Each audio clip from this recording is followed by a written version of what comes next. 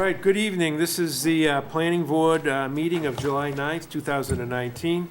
If it could please stand for the Pledge of Allegiance. I pledge allegiance to the flag of the United States of America and to the republic for which it stands, one nation, under God, indivisible, with liberty and justice for all. Thank you. See, and this is being broadcast by Community Access TV, Area 58. We have a sign-in sheet, and if everybody could please sign in. I think it's got name, address, and email address. If everybody could write that down, so we can keep track of everybody who's here tonight. Tonight, I just want to announce that we have a new planner with us, and we're pleased that he's with us tonight, Jim Walsh. And so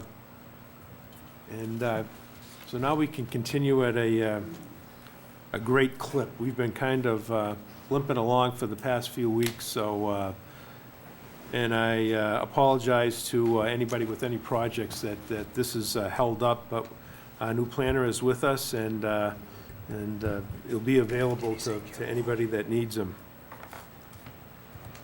All right, so we'll start tonight, and we have approval not required plans. We have one is a receipt of plans, and I don't think anybody's here to represent this tonight. It will be at the next meeting. But we have a plan for William Peters, 19 and 21 Fosdick Road, map 61-1-11R and 65-1-10-R. And tonight's just a receipt of plans. So since Jim just started Monday, what I suggest is we could go over this. I don't think anybody's here to represent this plan tonight.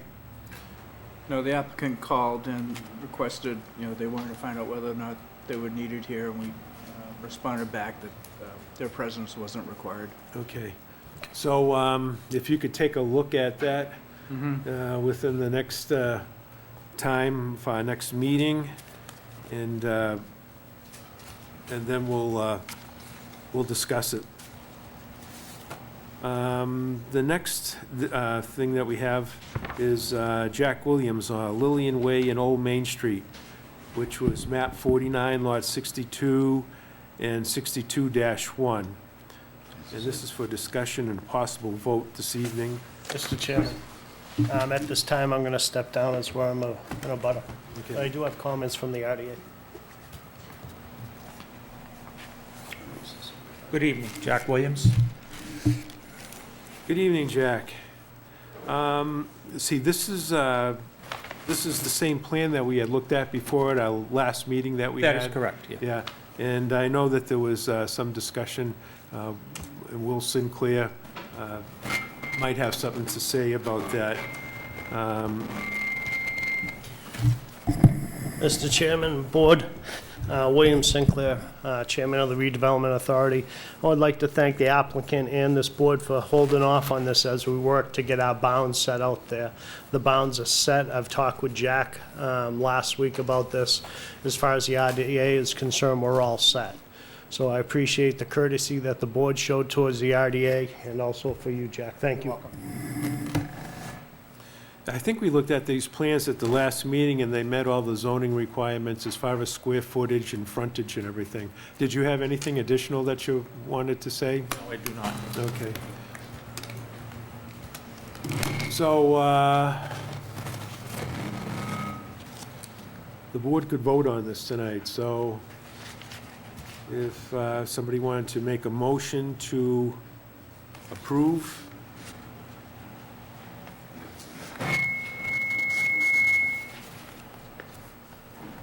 Or did you want to take a look at it first? I know we looked at it at the last meeting.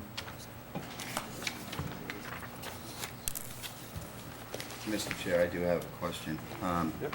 If we didn't approve this and we gave our new planner an opportunity to just, unless of course you've had an opportunity to go through this, maybe we could chair this to next meeting, or we're just gonna run out of time with all the things we have to do? Well, the thing is, I think we did look at this at the last time, and we did question. Well, did as the question chair them. without Jim and no Yeah. questions and the endorsement of the RDA, I would make a motion to recommend it. Yeah, I mean, we looked at it, it met the square footage, it met the frontage. We all kind of agreed on that. So do you accept my? Yeah, basically, it was just, Will had asked, because there was an abutting lot that. I was here. Yeah, the IDA, and so he just wanted to see where the bounds My were. question was based on whether or not, as a chair, as a board, do we feel comfortable that our new planner can get an opportunity to look at this and endorse it and, Well- say it looks good? I don't know if you had an opportunity to take a I look at haven't, this. He no. didn't, but like I say, it's pretty simple. It was pretty straightforward. They did meet the zoning requirements as far as the square footage and the frontage and everything. So I'm comfortable to And my approve motion this.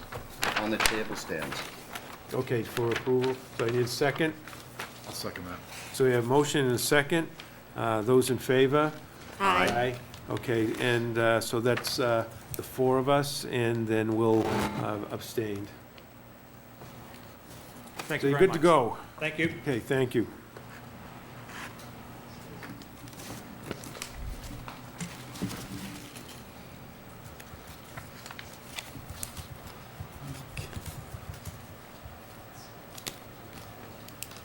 Did we set a date on continuing the William Peters? Did we just say the next meeting, or did we actually say a date? I don't think, it's just a receipt of plans this time, so we'll schedule that as far as the Form A approval for the next meeting. So, Do we have a That'll next come up. meeting date? yeah, the next meeting date would be,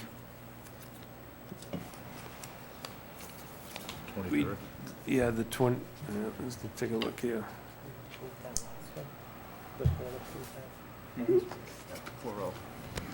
What do you got? 23rd. 23rd, yep, Okay. 23rd. All right, thank you. Okay, so our next, for discussion and possible vote, is on the application of James Cranston, Bowler Engineering, agent for McDonald's, requesting a minor modification of site plan and special permit pursuant to sections 3561A, 3531, and 3570 of the Carver zoning bylaw. It's located at 96 North Main Street in Carver, Mass. Assessors map 18-3-A to allow renovations to the existing building site and improvements in the village business district. Good evening, and I'm sorry for, I know that we had a meeting that we canceled, and I think there was a little confusion there, but I hope it didn't inconvenience you greatly. Nope, not at all. James Cranston, Bowler Engineering. We were here back at the end of May, presented the application before you. There were two small changes that we made since the initial filing. You would then ask that we submit the revised application and materials for everybody to look at, and I believe you were going to draft the approval conditions or discuss conditions of approval. So we did submit those to staff. Okay. So,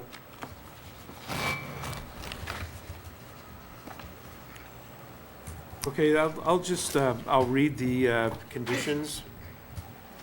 So the applicant seeks approval to the Carver zoning bylaws, section 3561, sign permits, section 3531, which is illumination standards, and section 3570 of the special permit to exceed dimensional and lighting requirements for signs. The intent of this proposal is to undertake renovations to the existing building, including replace signage, and the proposed signage includes 2 digital menu boards, 1 digital pre-browse board, 2 order here signs, 2 directional signs internally lit, 1 drive-through 9-foot clearance sign, 2 window position signs, 1 McDonald's wall sign internally lit, and 1 welcome sign, and 3 McDonald logo signs internally lit. Oh, so here's the conditions. So the conditions are, prior to commencing renovations, the applicant shall obtain a building permit. Applicant shall obtain an electrical permit for illuminated signs. Prior to the issuance of a building permit, the applicant shall submit soil erosion and sediment control measures down gradient of the proposed work. Prior to the issuance of a building permit, a true copy of the recorded decision as registered at the Plymouth County of Deeds shall be submitted to the board. Project must be constructed as approved in the application for minor modification for site plan review. Any other revisions will require approval from the board as a modification of this decision. Any outstanding balance of the review and inspection deposit account shall be paid prior to the issuance of a certificate of use and occupancy.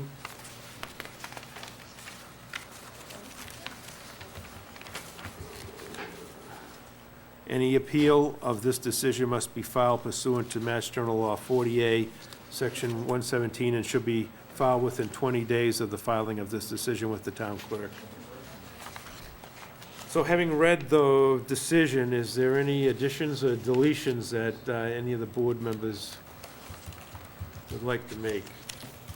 A couple observations on the decision. It's dated June 25th, and today's not June 25th, and it says it again in the first paragraph, at its meeting on June 25th. So those dates would have to be adjusted. Well, I think what that means is that at the June 25th meeting, we approve the minor modifications. Oh, We were Isn't that here what in we're May. voting We were at on the May tonight? meeting. here in May, oh, dated May 29th, okay. And then the May 29th, our meeting was on May 28th. Was the plan turned in the next day? Because we had met on the 28th. So we just have to fix some dates. So question on those dates. Yeah, okay, so we can fix those dates.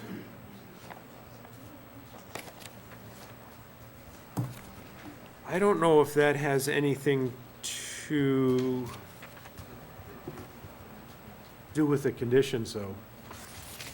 No, but the paper should be dated correctly. Right, right. But I mean, if we sign this tonight, It's just a grammatical typing error, right? so I suppose we Sign it. we could sign That you were this good enough to pick tonight, up on. because we've been waiting for over a month now for this. Right. So we could sign this tonight, and if the first page has to be changed because of the dates, Yeah. then then that could be done. Administrative. Yeah, that would have just be Jim an take care of that. administrative change. So we could do that tonight, so that'd be fine. Okay. Good pickup. Okay. Thank you. And then one comment, I love the quaintness of the McDonald's as it is and the nostalgia, but I know it's a corporate-wide thing, so I understand why it's happening, but honestly, I'm gonna miss the old-time McDonald's. Well, hopefully you'll get to like the new one just as well. They're beautiful, it's just, little rural charm. It's cute. It's because Dunkin' Donuts did it first. I know. Dunkin' Donuts dropped the donut. You're not dropping anything, right? No, All right. you're not. Nice. Especially the quarter pounder with cheese. Are we voting on the minor modification and I think we closed the public hearing at the last the? Right. meeting we had for this. So all we have to do is vote to approve the conditions for tonight. Yeah, just changing the Plan- grammatical. Yeah, dating. approval of the minor modification and the conditions. Yeah, Yeah. but the other thing is making sure the grammatical. But the Right, Okay, it's and straightened out. then, thing yeah, is minor modification and a special permit, two separate things, correct? No, because just for clarification, I know the people at home will wonder what we're discussing. We're discussing the minor modification for McDonald's, and and these are on the conditions that were set forth. Would just to approve those tonight? It's just a simple vote to accept the minor modification conditions of the application for the McDonald's site. And that is on the original site plan, but it's just been a modification. So if everybody on the board is acceptable to that, I'll make a motion to accept the the conditions set forth for the minor modification for the McDonald's site at 96 North Main Street, with the following added just for clarification of the dates.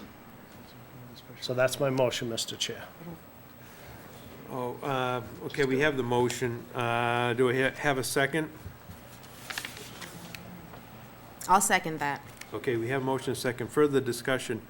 I just had a question yeah. on page 2, where it says, the 2 items that are highlighted, the board voted to approve minor modification, the board voted to approve the special permit with following conditions.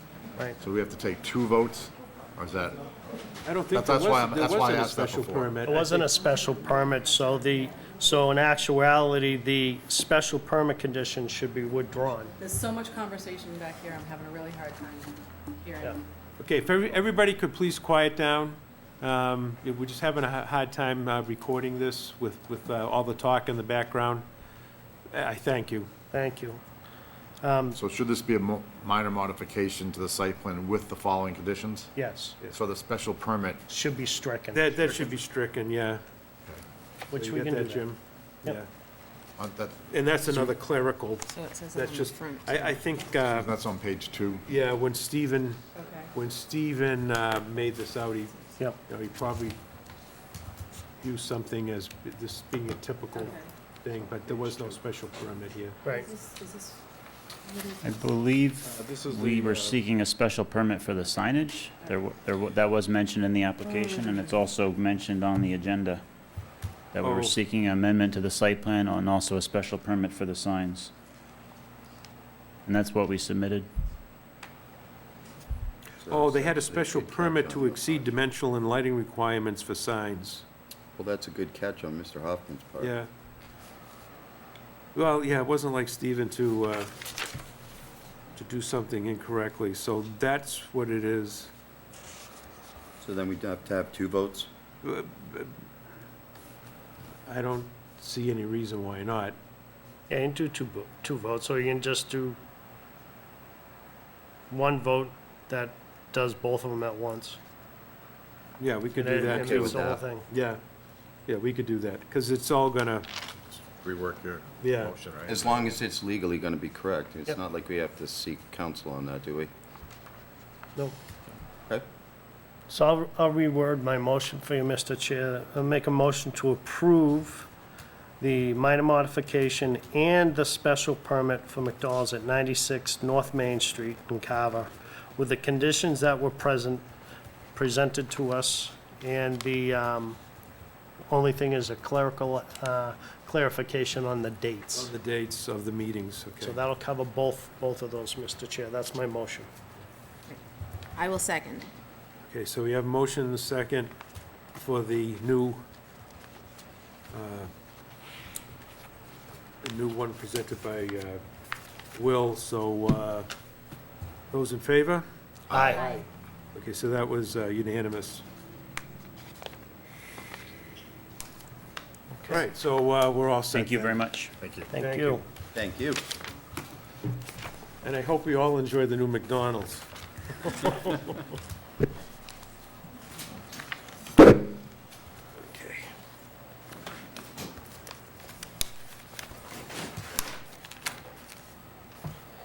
All right.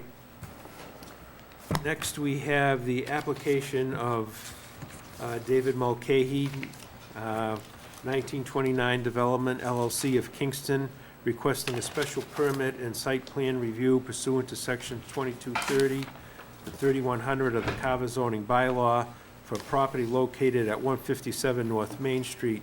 It's on Assessors Map 24, Slot 4A in Carver, Mass.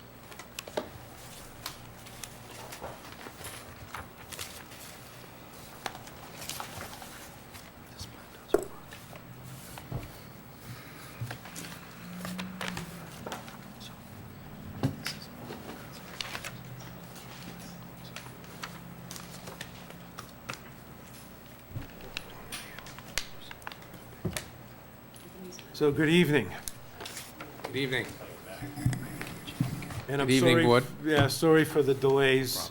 And Problem. I know Thank you. that this has been around for a while, quite a while. It's got whiskers. So hopefully tonight we can Right. make a decision. Mr. Chairman, I'm not sure whether you have the proposed decision dated July 9.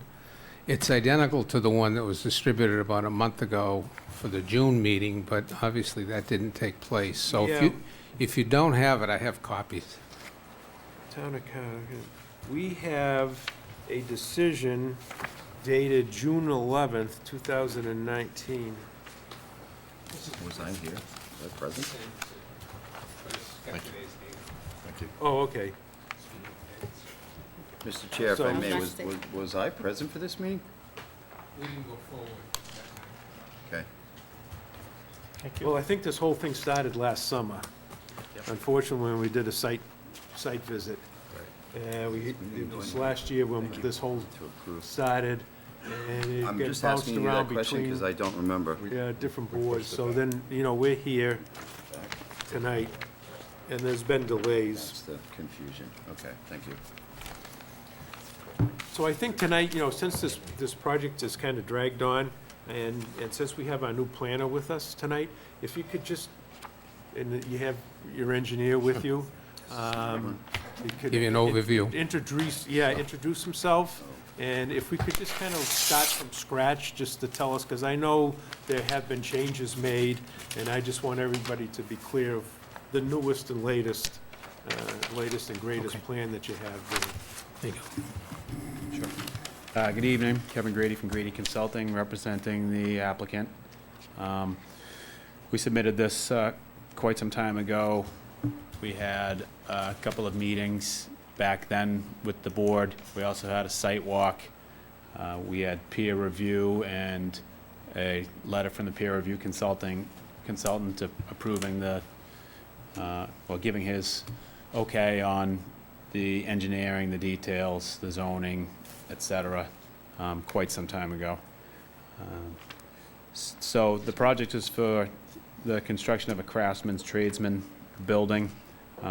It's an addition to an existing building on North Main Street, right on the Carver Plimpton line, essentially a few hundred feet down the street. Let's see.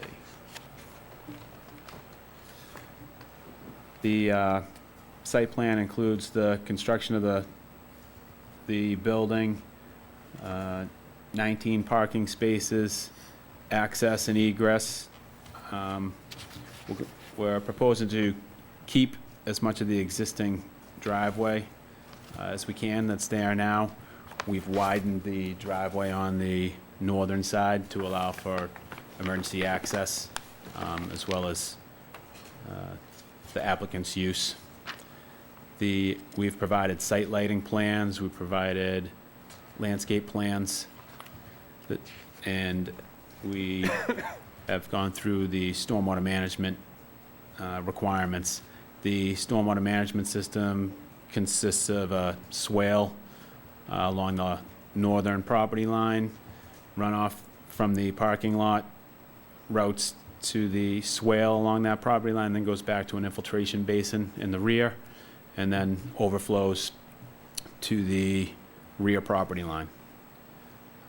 There's an existing septic system there that is going to be, the tankage is going to be reworked, but we're going to retain the existing system that was installed a year and a half ago or so now. We have approval from Conservation. We went through that at the end of 2017, beginning of 18. We have an order of conditions in place. Let's see. The site consists of 4.6 plus or minus acres. Almost 3 acres is upland. The sheet 1 there does not show the additional lots that are associated with this. To the south, there's a couple additional lots that you can see if you're on sheet 2. It's a pretty good sized parcel. Those are going to remain as woodland. The development is going to be concentrated on this one parcel that you're seeing here. The garage floor will have a drain associated with it that goes to a tight tank. Any commercial garage is required to have a floor drain system by state building code. We provided that. And we're also requesting a special permit for the Water Resource Protection District. We've submitted lots of material on that, including specifications of the product materials, emergency response plan, secondary containment plan, and we've submitted that, and that's also been reviewed by peer review consulting. Just looking at the plans again, too, we have proposed dumpster here, so we're providing all of the necessary apparatus for a site like this, and I'll be happy to take any questions if you have them. Sounds like a Met point. I know at one time, there was a concern by the fire department that they wanted 3 sides of the building accessible, and I think at the time, the last time I remember, you only had 2, but then I heard that 3 sides have been made accessible to the fire department. We provided clearing here and gravel access in this location here, so there's 3 sides. Okay. And the other question that I have is, and I just spoke to Jesse Boyle of the fire department, because I was just looking through our notes that we've taken, and there was a note that, let me see, square footage required for a sprinkler system is, I believe, 7,500 feet. Correct. And and so what do you have in square feet there? Just under 7,500. Yeah, okay. On this particular memo, it was stated that it was 7336 square feet. And if you're over 7,500, then you need a sprinkler system. But that did not include the basement. Now, what kind of basement in the existing building do you have? Do you have any idea? Because when I spoke to Jesse tonight, he said that that does have to be included in the square footage of the building. It's a full walkout, or partial walkout, to remain unfinished storage. Part of this application is to eliminate the residence that's there. It's going to be all commercial on one floor. The right-hand side there is a garage slab, so there's only a small basement. I don't have the square footage at my fingertips. If they do go over 7,500, so the building department and the fire department will require the sprinkler system, which we can address under the building permit application at that time. I think the applicant would probably shorten up the building 2 feet or whatever it is to account for that, and we'd be happy to address that. Okay, because that's my only problem with that. That's kind of like an unknown, and I just wanted to verify it with Jesse Boyle, and he said, you know, that the basement, whether you used it or not, still has to be included in the square footage for the sprinkler system. Said that you can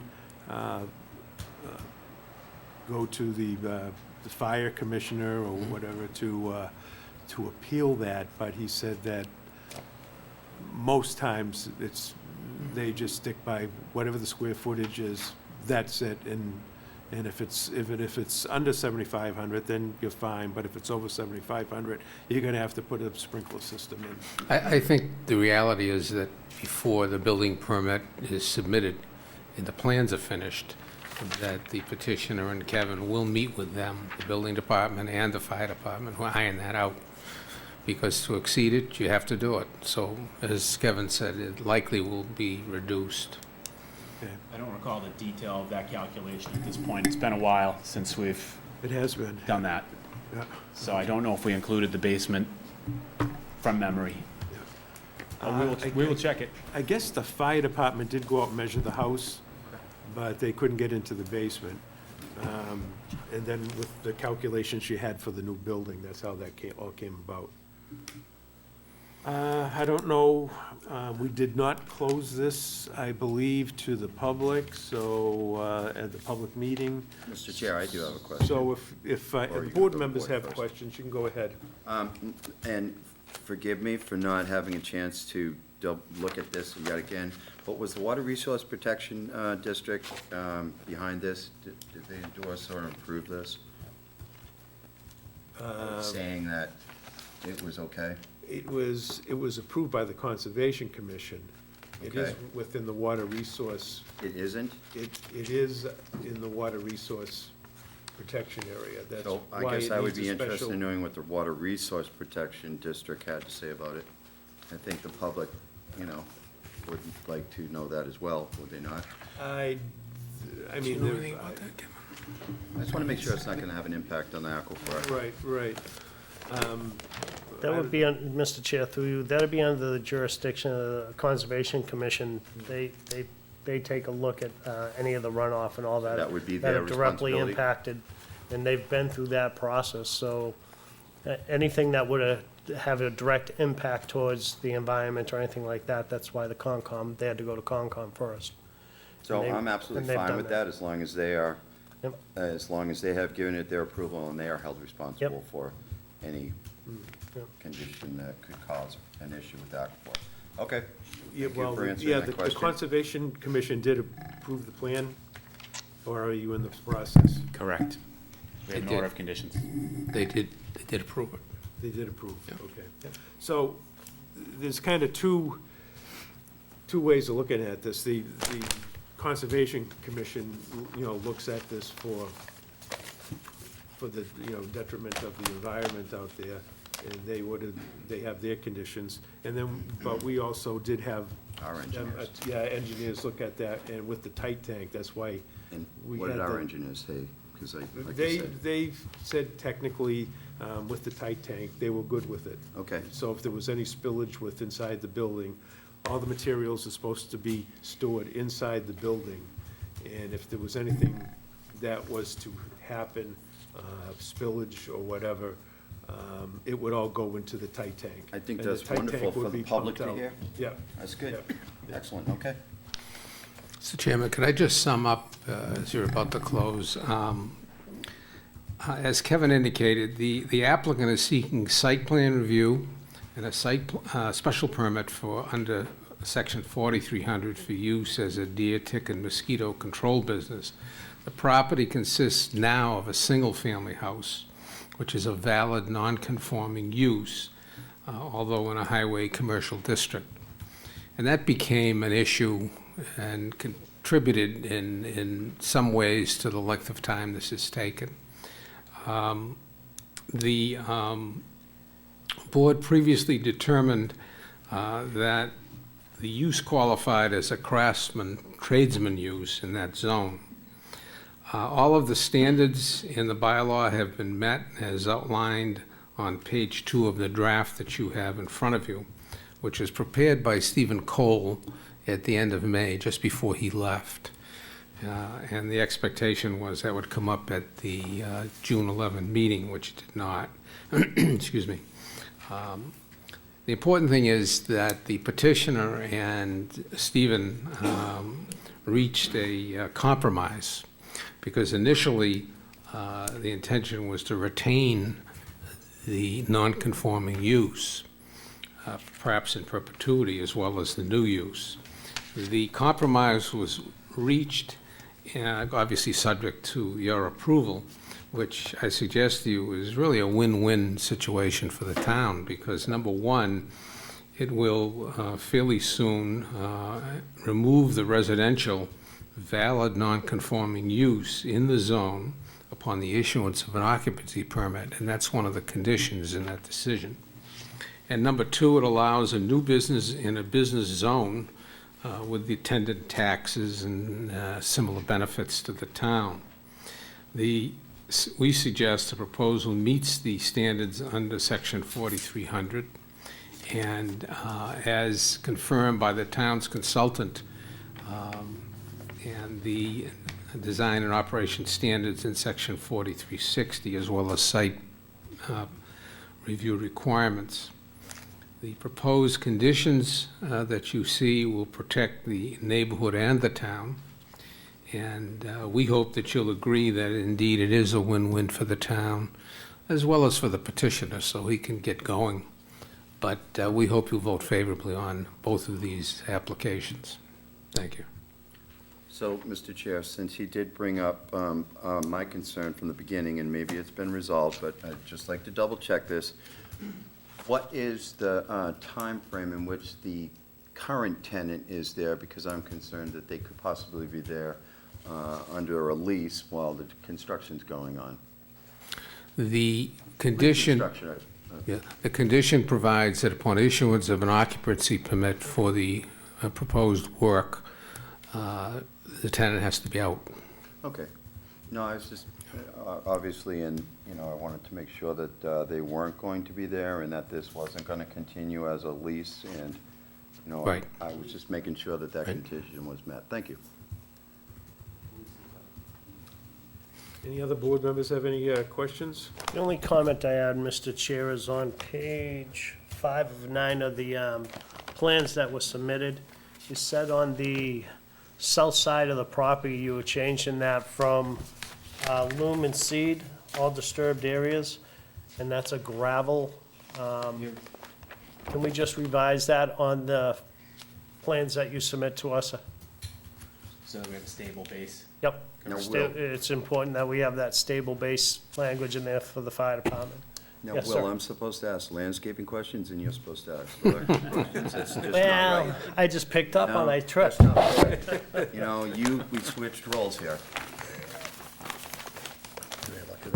That's all I Are have, there any Mr. electrical Chair. questions, Will?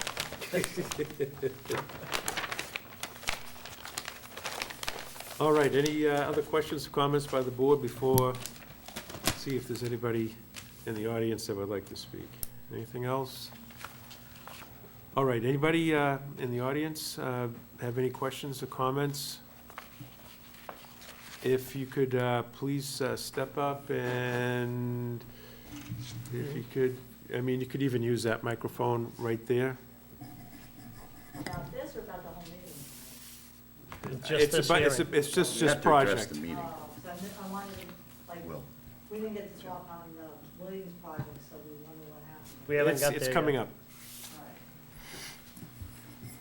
All right. All right, anyone else have any comments to make about 157 North Main Street?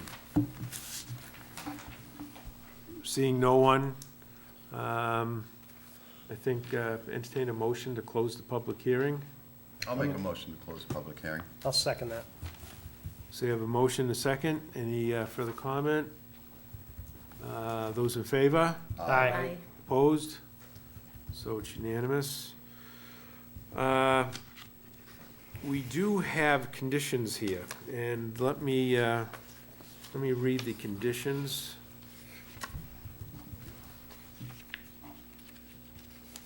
Okay, and then we'll see how it goes from there, I guess. Now, the conditions are, On page 2.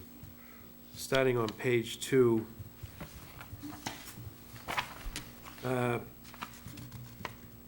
Pursuant to section 4336 of the Carver zoning bylaw, all storm water runoff and impervious surfaces shall be recharged on site. 2, applicants shall submit information regarding to the Board of Health, Fire Department, and Planning Board, brand name of chemical treatment, emergency contact name and number of businesses on site, emergency name and contact for the chemical treatment manufacturer, active and inactive ingredients, spill prevention and response plan, first aid administration for the contamination in skin, eyes, ingestion or inhalation, storage requirements and conditions. Any change to the chemical treatments used or stored on site shall necessitate updating the local authorities with the aforementioned specimen label. 3, all loading and unloading of materials will be done within the garage warehouse. 4, prior to the issuance of a building permit, a true copy of the recorded decision as registered at the Plymouth County Registry of Deeds shall be submitted to the board. The project must be constructed as approved in the site plan. Any revisions will require approval from the board as a modification of this decision. 5, prior to the issuance of a certificate of occupancy, the building commissioner shall verify the residential use has been abandoned.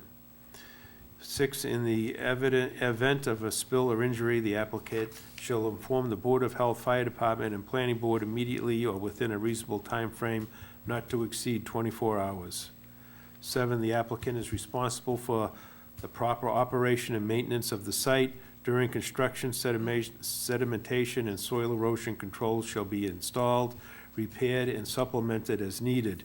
Dust control is required during the construction, and the roadway apron is to be kept swept and clear of any dust, dirt, or debris. 8, any outstanding balance of the review and inspections deposit account shall be paid prior to the issuance of a certificate use and occupancy. 9, failure to comply with any condition of this permit shall result in the immediate revocation of said permit. And then it says waived, none required. I thought that there was a, that the frontage wasn't the required new required frontage, although this lot would be grandfathered. We have significant frontage. Or maybe I was thinking something else. We have 522 feet of frontage. Okay, all right. No, okay, yeah, it must have been something else. So there were no waivers in this, okay. All right, and I think we should also add something about the measurement of the basement to be included for the square footage of the sprinkler system. So to make sure that the building, if you don't want to put a sprinkler system in, that it should be under the 7,500 feet. If the building has to be shortened Reduced. or reduced. There's already a regulation requiring that. You can add it if you want, but it's a duplication. We have to do it anyway. We have to, the building department and the fire department are gonna make sure that we comply. And if they want to reduce the size of the building, that would be a minor modification here. Okay. All right, okay, so. I mean, I don't think you need it. Yeah, so the building department, the building commissioner is going to determine the appropriate square footage. If he exceeds that, then it enacts that NFPA regulation. Okay. I am gonna update this site plan for the comment you had. Yep. In that time, I'll take a quick calculation of it and make sure we account for it, get below 7,500, and then we can have that done. That's the final draft that you On submit. one plan, that way we don't have to come back for a minor modification for that. Perfect. I'll check that. All right. So these are the conditions. Jim, you good with that? So we're going to vote to approve the site plan and the special permit. Mr. Chair, I'd like to make a motion to approve the site plan and special permit for 157 North Main Street with the following conditions that were just read into the record. That's my motion, sir. I'll second that. Motion is second. Any further discussion? I'd actually like to make an amendment to condition number 2. The last sentence, any change to the chemical treatments used or stored on site shall necessitate, I'd like to add approval of the planning board, because the 2 chemicals that we've been considering thus far have been presented as more natural in nature, using oils as the main ingredients. And since section 4344 says no manufacturing, storage, or disposal of toxic materials, I know there are pesticides that are toxic. So I think before any new chemical be used or stored, we need to approve it because that could potentially affect the water. So it says applicant shall submit information regarding the following to the Board of Health. So any change would go to the Board of Health and the Planning Fire board is on Department. And it says in Planning Board. It does say that in the first Right, but it just sentence. submit it to us. So if they use an additional chemical, then they just tell us we're using this. But adding in the language in the end, approval of the planning board, that gives us the authority to say, yes, this is still applicable, and we deem it non-toxic, or we consider it toxic. Because we've just been considering the two chemicals all along. I do, myself, I agree with what you're asking for. I just don't know that we are considered professionals in determining that, whereas I think it would fall on the Board of Health and the Conservation Commission, wouldn't it? And I think it's excellent that we would have that, but are we deemed our new planner? Any Maybe- chance do you Well, appreciate me putting you on the spot and asking you how to answer that? Welcome to the club. I back her in what she is saying because they're two different things. If there's any changes, they would come to the three boards, Board of Health, Fire Department, and Planning Board. So those bodies could review what was submitted and then make a recommendation to the Planning Board. But would the Mr. planning Chairman? board have the power to say, yes, you can use that chemical or not? Because there was so much focus in the beginning of this process on I think it was Deer Clear and another one. They had a proprietary one. We asked so many questions. I know Kara had got the material safety data sheets. We focused on that so much that those two products were not dangerous. And I would just like to confirm that any new product used is along those lines. So I guess it says applicants should submit information regarding the following to the Board of Health, Fire Department, and Planning Board. Then it says any change to the chemical treatments used or stored on site shall necessitate updating to the local authorities with the aforementioned specimen label.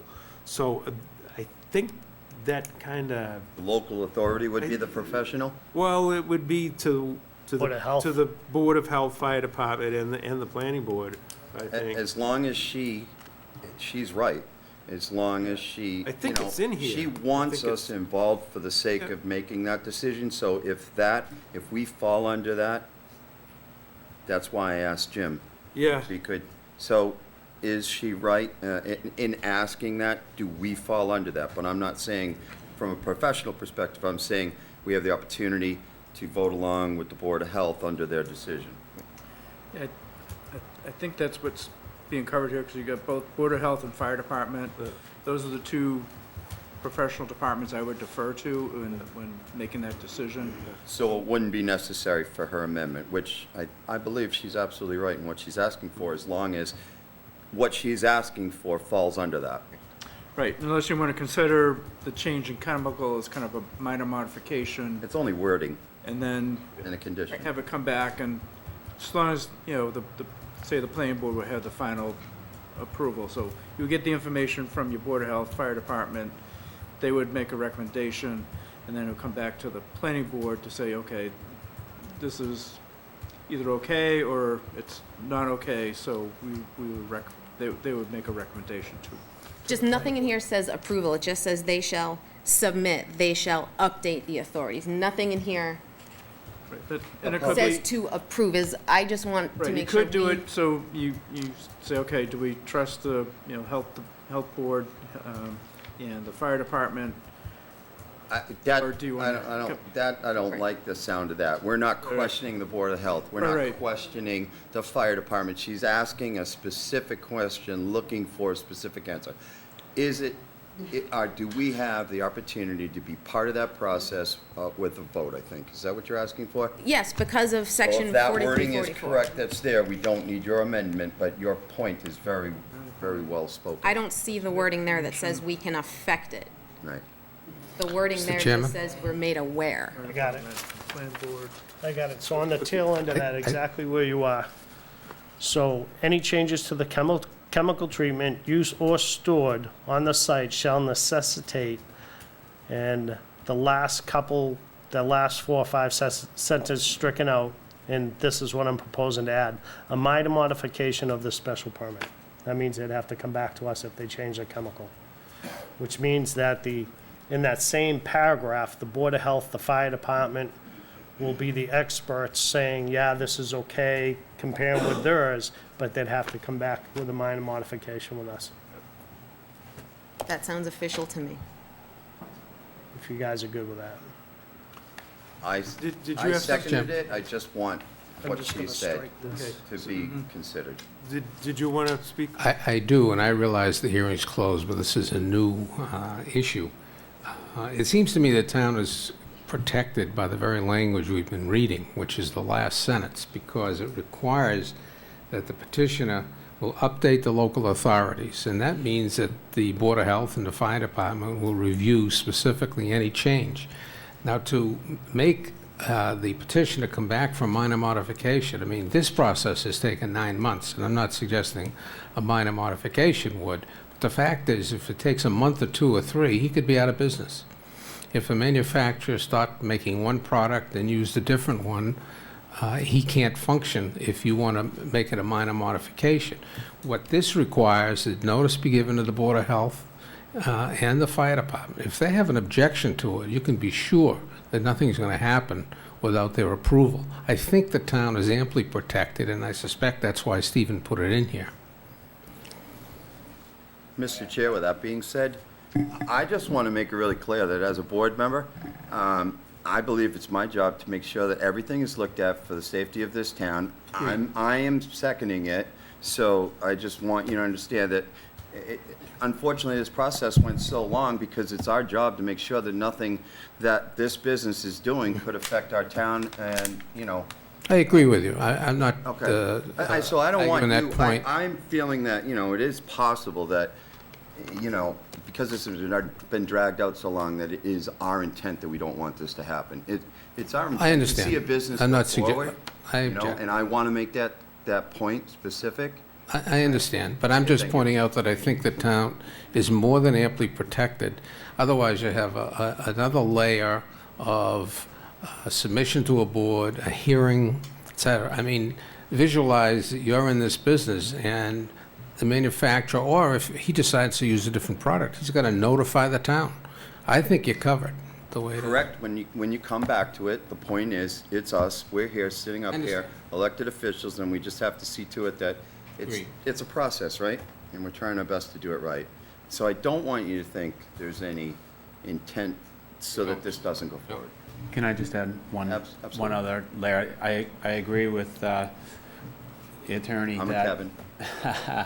that you're protected. I think the zoning enforcement officer would have the opportunity to say you're out of compliance with your current approval. You need to go back for special permit from the planning board for the Water Resource Protection District because of this new product you're using. That would Like be any other after the business. fact if it was Because found it is a out. zoning.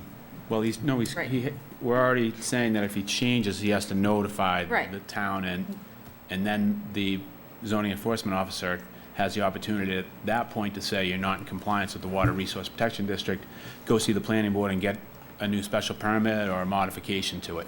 I think We'd be that's what it is. approving this with the 2 chemicals presented, so I think the minor modification is valid because we were not presented with something that we deemed toxic or hazardous per section 4344. So if something was going to be used with, I know permethrin is a very strong chemical, that may have been caught during this permitting process, that may have been affected. So anything new that's going to be used should come before us because it affects section 4344, which we have jurisdiction over. And section 4344 is zoning. Yeah, does not apply, no manufacturing, use, storage, or disposal of toxic or hazardous materials. That's I part think of the the- water But resource the issue protection. of whether it is indeed one of those is really a Board of Health issue and a Fire Department issue. They're going to make that determination. If they deem that it is, then the petitioner has a problem.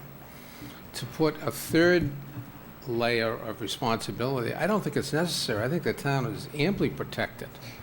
and respectfully. And I think that approval of this, as Stephen drafted it, will protect the town. I understand the motive, but I think you don't need to be concerned because of what's already in there.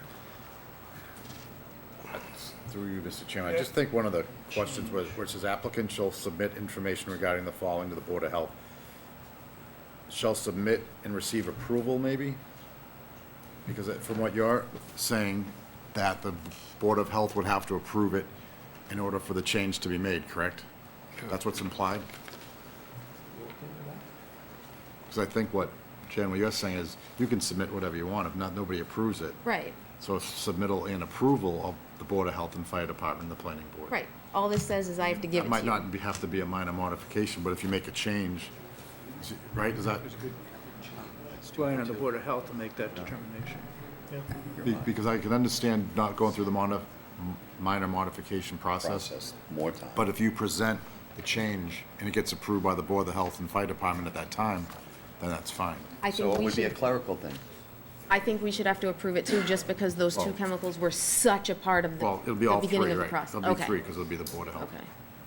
It was so stressed in the beginning of the process. So would it work if it said approval? Yeah. And they agreed to it? Yeah. We just need to be more than just notified. Because I remember Mr. Mulcahy, we I had agree with many a you. meeting about I those think two. if they can clerically change that, then we're good, right? I think anything that's out of compliance with zoning gets put back into the approval process.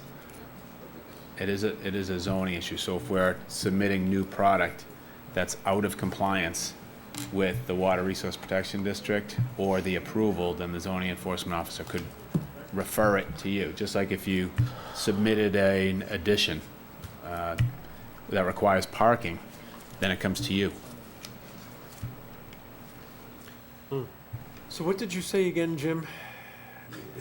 And where did you apply that? to I want to respond, if you don't mind, Mr. Chairman, to your question. My client has no problem submitting any changes. That's not an issue. His products, he are all natural. He feels that that's not going to be an issue. But when you start overlaying that with all of the approvals that have been suggested, it creates an issue for him. And if it's, the Board of Health does not approve it, then all I have to do is tell the enforcement officer, and he's got an issue. I really think you're protected, but he would prefer not to add the language that, and you asked if he would, and I'm responding to you. His feeling is that this paragraph says he's got to report. If there's any issue at all, the Board of Health or the Fire Department will make an issue of it. You can be assured. And I guess that's what the question is, in that condition number 2, that second part that you just said isn't in there. Basically, if we, just to read this to the letter of the law, would just say, he basically just has to submit information regarding the changes.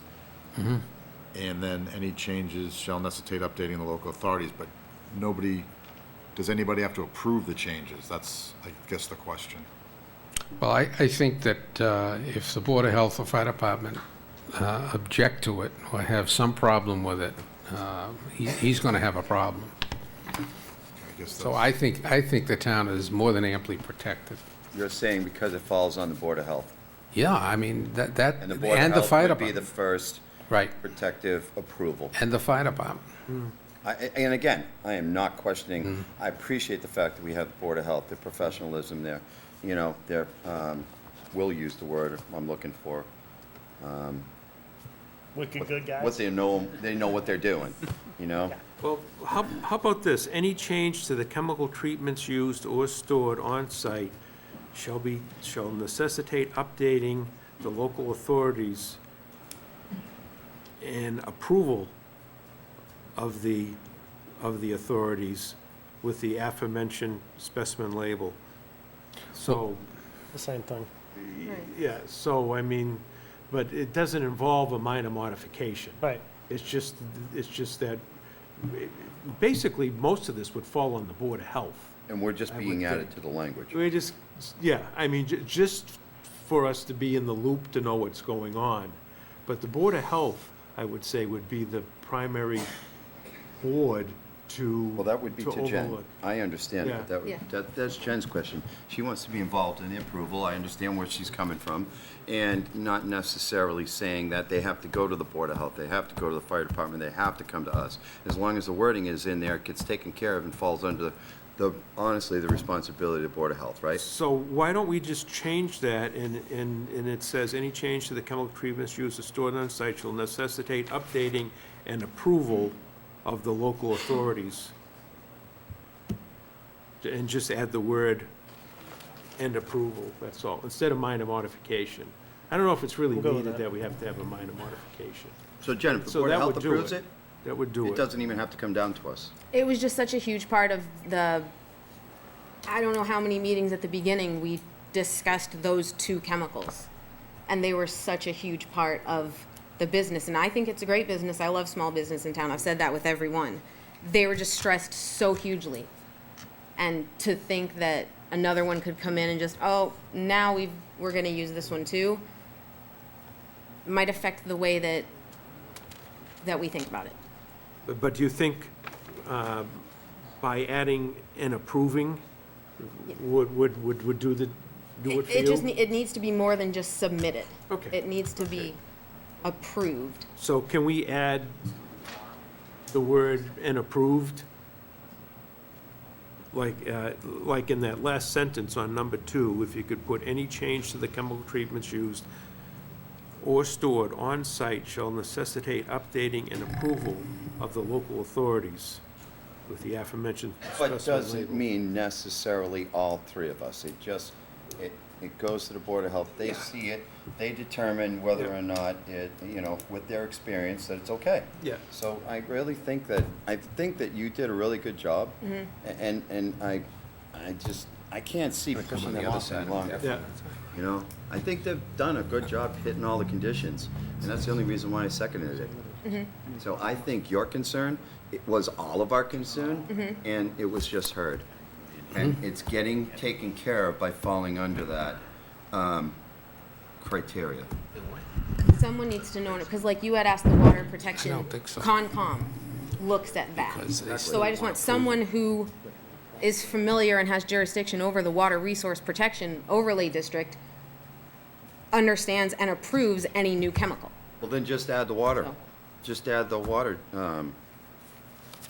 instead of approval. Do you understand? Well, I guess my question is, and the attorney had brought it up before, is if any of these sections are changed, automatically. The water resource it goes to protection is there.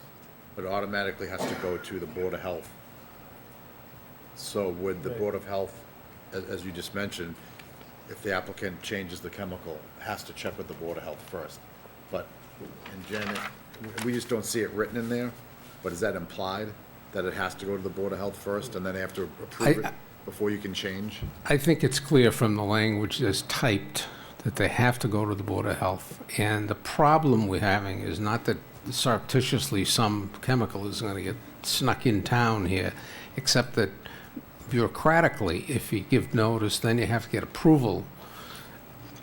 If he has, for example, a chemical that is no longer manufactured, he's out of business, basically, worst-case scenario, until a hearing a month later or whatever. I think with notice to that board, you're protected, because they're not going to allow, the health inspector's not going to allow some toxic material that's going to be used in town. Never mind the fact that the word will get out in this town in about 10 minutes that he's using a material that he shouldn't be. So he wants to conform, he wants to do it right, but to add that layer of approval, you're talking about a public hearing, the implications of that are time-wise, what the problem is. I just guess my question is, if they change the chemical, say that, like you said, the company went out of business and used a new manufacturer, that he has to get that approved by the Board of Health before he can use it. But I don't see that written anywhere in here, or is that, and again, forgive me if I'm ignorant to the law there, is that implied that he has to do that? I just don't see it in writing. And that was our main concern, like Jen had said, we have the two chemicals that have been approved. And I'm not saying you're gonna use something that's illegal, it's just, do you have to receive approval? Is that automatic? I just don't see it written in these conditions anywhere that it has to be approved by the Board of Health before you can switch manufacturers. And that's our concern. In my opinion, implications just aren't strong enough. And that's why I'm asking that. Could you give me 1 second? Sure. If you use the reference to that federal, To use, so isn't that it right there, isn't Oh, it this? was gonna be easy. Well, the It's thing, not part you of know, it that it has to basically, go the truth here is that You know, and then. they don't have to go to anybody at all. There's nobody that's gonna be going there weekly to inspect all their chemicals.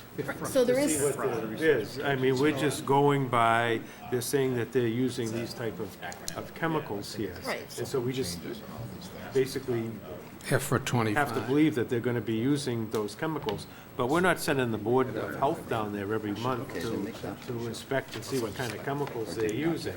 So if you make this too tight, then they won't even Okay, come before. those are non-toxic. I mean, there's nothing, Yeah.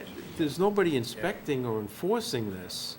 So if they change It's part of their and go regulations. to something else, if they feel that they're gonna be restricted or whatever, they won't even come to the board to do this. well, and there It's not has to like they're be, being inspected, it's not like this is gonna be inspected weekly, monthly, or yearly. We're just going by right, there is a by level what of they're trust. what they're but- telling us. But yet, the chemicals that they are using are gonna be used in people's yards and for mosquitoes and ticks and for bugs. So it has to be safe to the people that they use it for. The ones that we were presented with, we're deeming are not toxic. So if other ones are going to be used, we could potentially consider them toxic. So that's, Mr. Chairman, I think I have the answer. There is a federal regulation relative to non-toxic type materials. It has the acronym FIFRA, F-I-F-R-A, Section 25B. Those are non-toxic materials. So if we added that into that, at the end of that paragraph, I think everybody would be happy, because that's what the concern is, as I get it. FIFRA 25B is the one that either it restricts you to non-toxic materials. And he's agreed to insert that, so you're fully protected. So where are you proposing we put non-toxic materials? In the conditions. I would say at the end of 2, you could say, it is understood, or that the petitioner will use materials that comply with EPA FIFRA 25B. So therefore, it can just be added as a clerical. Well, I can redo this page tomorrow. You know, if you sign the 3rd page, we're fortunate we have 3 pages. I'll just redo it and submit it to Jill's office and the planner. Well, we can do that here too, I believe. But, I don't have a problem with that. I don't either. I think you got 110% protection with that. okay. It's non-discretionary. What was that, F-I-F-R-A? FIFRA caps, FIFRA Section 25B, as in boy. What again? What was in the letters? F as in No, I got Frank, the F-I-F-R-A, and then you said the letter. 25B is 25B, the thank section. you. B as in boy. All right, so we add that. That cleans it up. Okay, so we have the conditions. We have other things to go on to. So we have that, So so do we we put we that have a bef- motion and a second. Where do we put that wording then? To Right before the Board of approve. Health or after? At the end of number 2. That's at the end of the, number 2. At the end? Okay. Then that's fine. I just wanted to make sure I Yep. understood where that clerically was going. For the record. So And I'm okay with it. Okay, so you have that, Jim? So we just want to make sure we get the full wording, so we get it recorded properly. So we're going to start off, applicant shall submit information regarding the following to the Board of Health, Fire Department, and Planning Board. Brand name of chemical treatment, emergency contact name and number for the business, emergency name and contact for the chemical treatment manufacturer, active and inactive ingredients, spill prevention response plans, first aid administration of contamination in eyes, skin, ingestion, or inhalation, storage requirements, conditions. Okay, then the second sentence, any change to the chemical treatments used or stored on-site shall necessitate, do we want to keep updating the local authorities? Yep. Keep all of it, and we're With just that, gonna add with that. aforementioned specimen label, and then the final, maybe, could you repeat the word that you were suggesting? So I would say, at all times, he shall use, Yeah, all materials stored on site shall, for 25B compliance. at all times, all materials used on site will be fit for 25B compliant.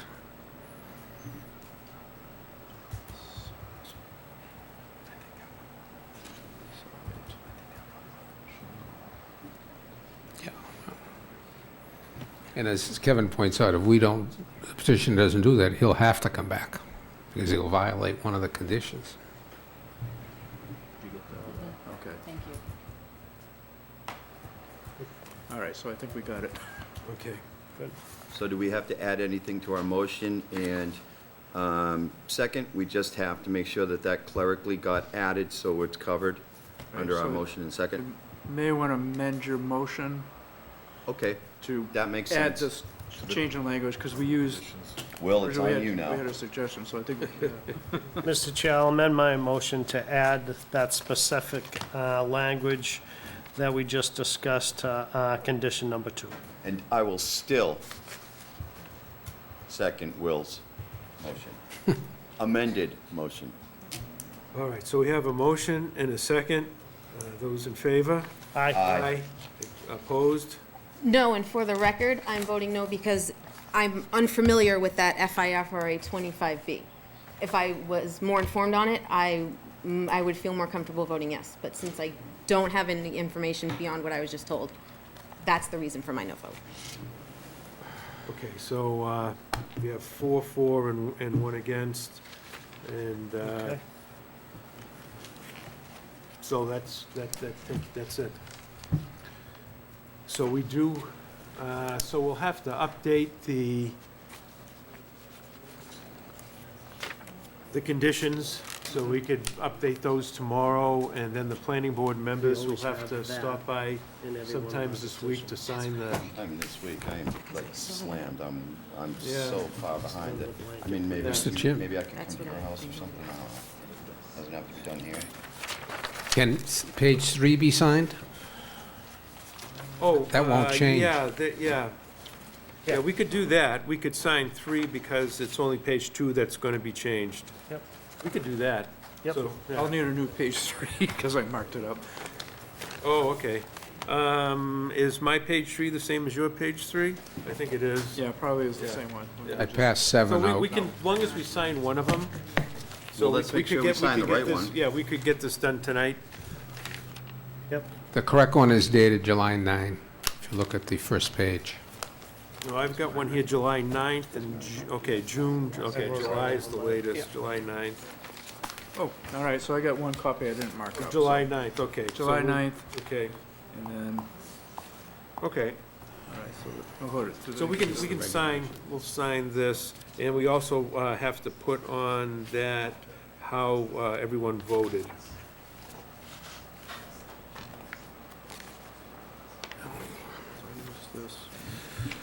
Yeah. Thank you very much. Thank you, guys. Okay, thank you. Thank you. We knew we could get it done tonight. Appreciate that, thank you very much. And it is a welcoming to the town, but it's just necessary to do Understood. Appreciate that, too. what's asked of us, or what we're voted in here for to do. You got a job to do. Here's the Before everybody leaves, just make sure that everybody signed the paper that we have going around, names and addresses, if you would, please. Thank you. And if anybody's here that's come lately and hasn't signed in, if they could, I don't know where the paper is.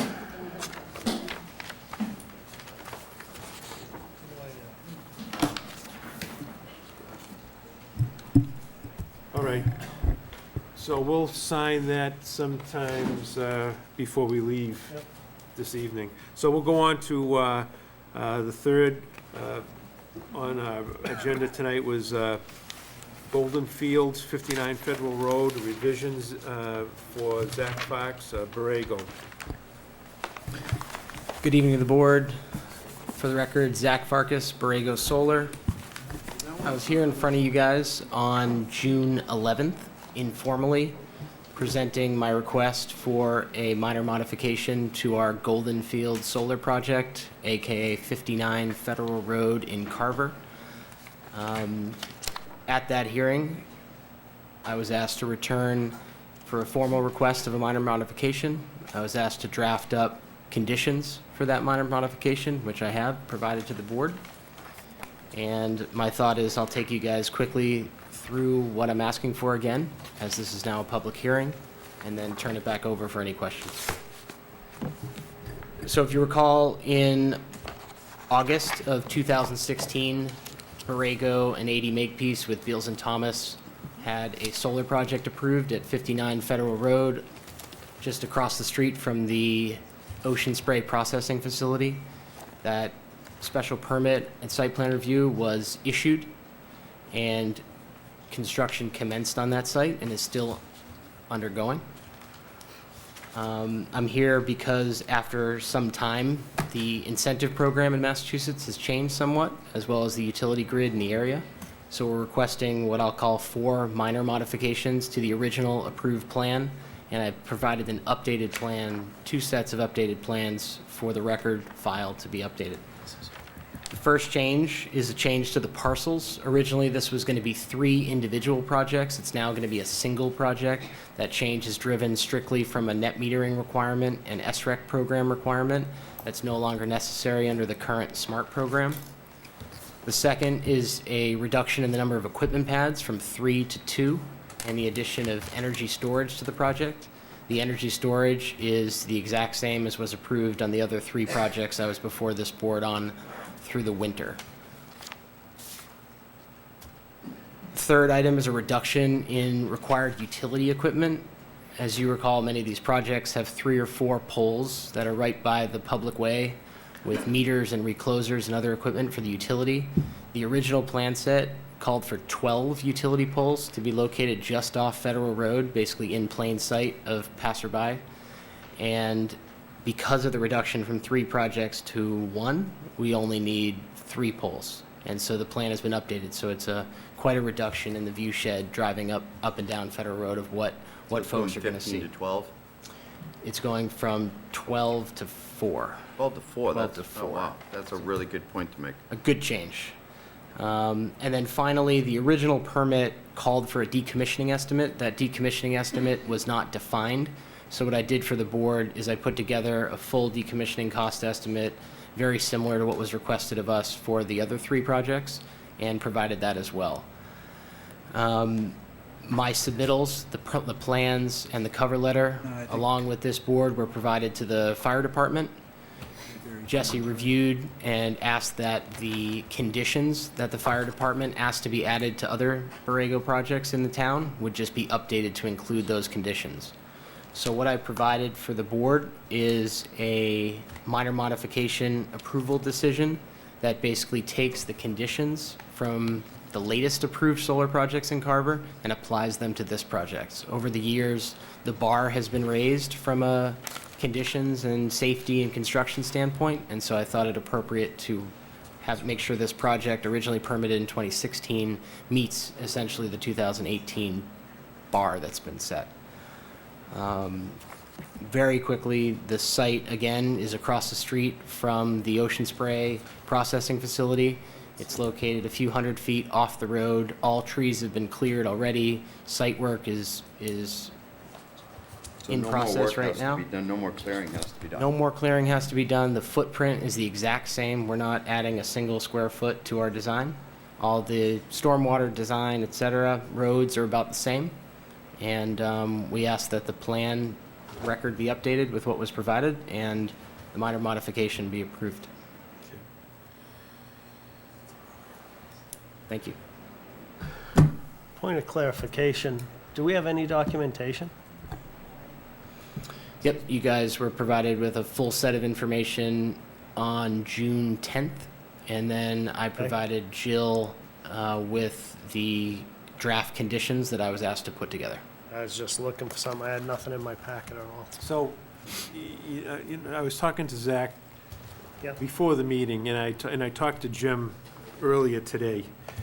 And since Jim has only been here for 2 days, and really hasn't had a chance to go over this, and so I'd like to give Jim a chance to review this before our next meeting, and to go over the conditions, and to make sure that he's good with those conditions, and then we'll take a vote. This is a minor modification. We're saying this is a minor modification, so. However, there's a time restraint, right? A little bit. It was important for me to get this minor modification approved tonight. I think if the board is so willing to approve it with conditions to be finalized at the upcoming meeting, that would be a compromise that would be appreciated on my side. I would be fine with that. So, just through you, Mr. Chair, to the audience and stuff, all the stuff on this project is nothing but a positive. Right. Into the board members. I mean, making it just one single project is a plus. The energy storage obviously is a great plus. On-site. The reduction of the utility equipment, I think everybody in the neighborhood's gonna love that. So, and having a real estimated value of decommissioning. We didn't have that before. So all those conditions can be on the conditions. I don't have a problem with that, but from what Zach has presented to us, it has done nothing but enhance and make the project better. That was already pre-approved. So for me, I don't have a problem with approving the minor modification and the conditions to be voted on at our next meeting. I don't have a problem doing that. And I think we're okay, right? But if Okay, he's under the procedure. time restraint, Right, so, So we can, did- right, are because he's you just gonna okay? go get permitting first, and then come back, so the conditions can Yeah. be dealt with at Right. the next meeting. I think procedurally, we're okay. So we would vote to approve tonight, but not have the conditions before us, and then, We'd vote to approve the minor modification and the conditions to be approved at our next meeting will be my motion. okay. Just want to understand. Yeah. That way there, Jim gets to look it over. That Yeah. does solve it. We don't have to wordsmith it live. I think, Jim, Right. if you wouldn't mind, nice to meet you first of all, but happy to work with you. Obviously, I drafted the conditions, so I'm happy to defer to you on anything there, but I think giving us a couple weeks just to come to terms on the exact wording of it, I think you'll find it's very appropriate. And as Will said, it's only an improvement. I think one of the benefits of a project being delayed is that we get to apply the latest and greatest technology to it and make some improvements, so that's all you see here. So I'd appreciate that, Will. I think that the solution presented solves the timing issue that I have and gives the board and the town the time to draft the conditions so that they're basically cleaned up for the next meeting. What was the project, the name of the project? It was originally approved as called Golden Fields Solar. The address is 59 Federal Road. That's right there. Mr. Chair, I'm going to make a motion to approve the minor modification for Borrego Solar at Golden Fields at 59 Federal Furnace Road. With the minor modification, the decision on the language of the decision of the conditions will be voted at our next meeting. I'll second that. Just for the record, 59 Federal Road, not Federal Furnace Road. Okay, Thank It you. was Federal Road. I just added first. I know. Thank you. So we have a motion and a second. Further discussion? Comment, I was not part of the original permit for this project, but I have driven down Federal many times. There's a lot of dust and debris and dirt that come into the road that get kind of messy, and after a strong rain, it puddles up quite largely. I don't know if that can be addressed, but it can be an issue. It can be, and I'll address it. Thank you. Thanks, Al. Okay, so we have a motion and a second. Those in favor? Aye. Aye. Opposed? I'm abstaining. You what? I'm gonna abstain. I'm not comfortable voting on this project. Okay, so Wouldn't that just be considered a no? No, she can abstain. Oh, you abstain. Okay. okay. Okay, so we have 4 yeses and 1 abstention. All right, next. Thank you all. Okay, Thanks. thank you. Thanks, Al. I think I printed out the agenda that didn't have that one on it. Where is it? Bayberry Dunes.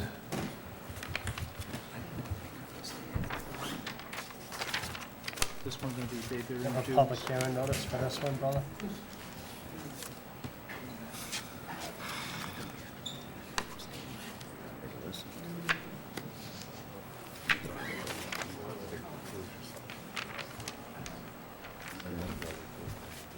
know. Nice to meet you. Jen, I wasn't questioning that abstaining. I didn't know that was something that was, that we could do. That's all. I actually asked for clarification before the meeting to make sure that's something I could do. So thank you for 'Cause teaching I- me something. I want to do things by the I book, just so asked Jim. I asked. I had no idea. I You asked could for it. abstain. I thought it would be yes or no, so that's all. Yep. I wasn't questioning you. Glad you're here to do stuff like that. Hey, I'm always learning. All right, guys. All right, thanks. All right, moving on. We have a public hearing, and I'll read the public hearing notice.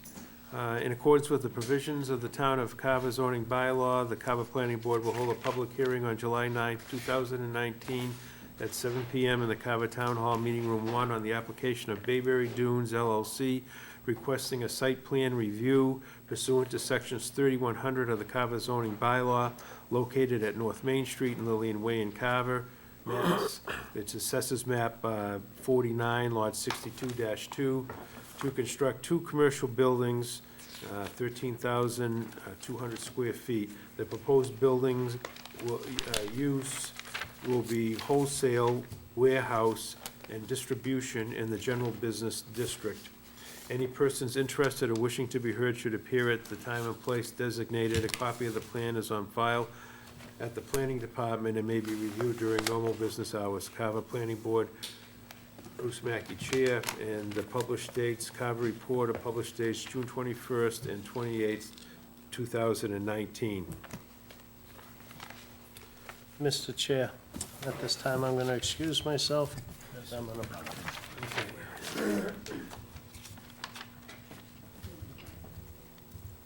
All right, good evening. Evening.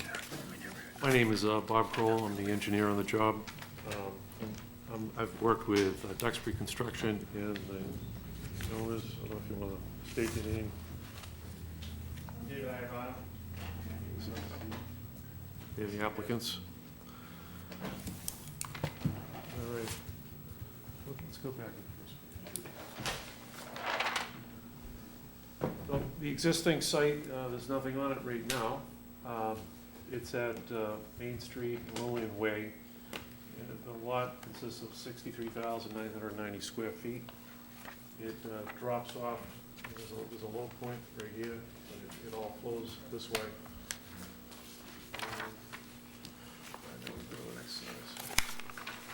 This is what we're proposing, two buildings. One is 7,200 square feet, one is 6,000 square feet. And as you mentioned, it's going to be warehousing and that type of business. The zoning is, again, general business. The minimum required is 40,000 square feet. We have 63,000 plus. Minimum frontage is 200, we have 517 split between the two roadways.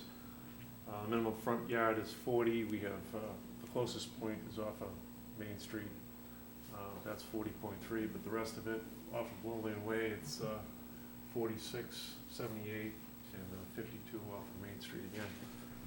And we meet all the setback requirements. As far as parking for this, we have 21 spaces, and then a handicap space, and we've provided that.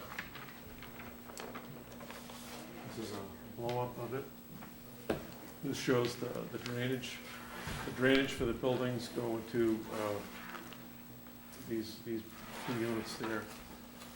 And there's two catch basins at the entry on Lillian Way.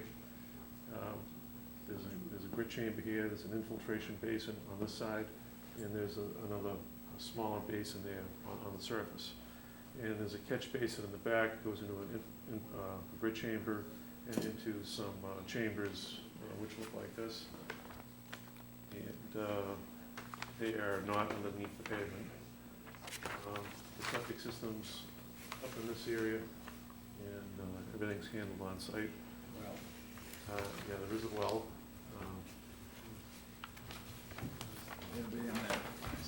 There's a well here, we have to maintain 100 feet from the septic system, so we've done all that. All the stormwater is maintained on the site, so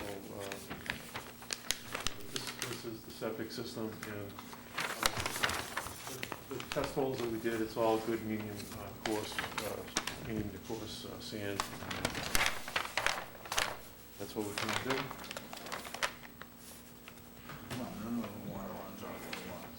None of the water runs off the lot now, just very little water runs off the lot. So we gotta retain all the water in the ground on the site. And the infiltration systems and the basins. I'm Peter Smith from Duxbury Construction.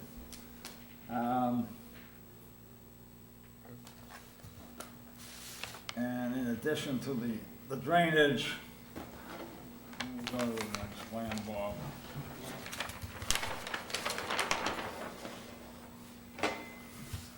The two buildings will have the separate infiltration systems. Half the lot of the pavement goes to the back, to this catch basin, into a grit gas chamber, into this in-ground infiltration system.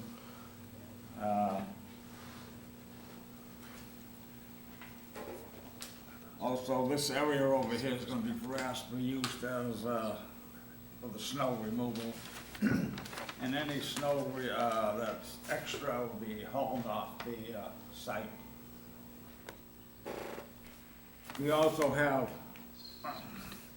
runoff coming off the abutting property that we are taking over into this infiltration basin here, the corner.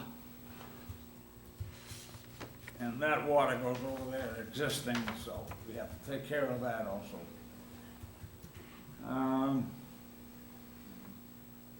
And this, the stormwater conforms to the stormwater management policy for TSS removal, and we get into the infiltration systems.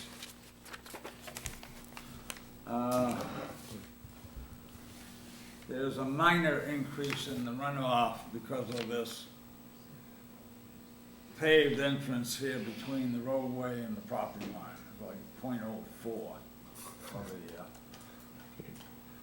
the 25 and the 10-year storm. 0 for the 2-year storm, and actually we have a decrease for the 100-year storm. So, anything else?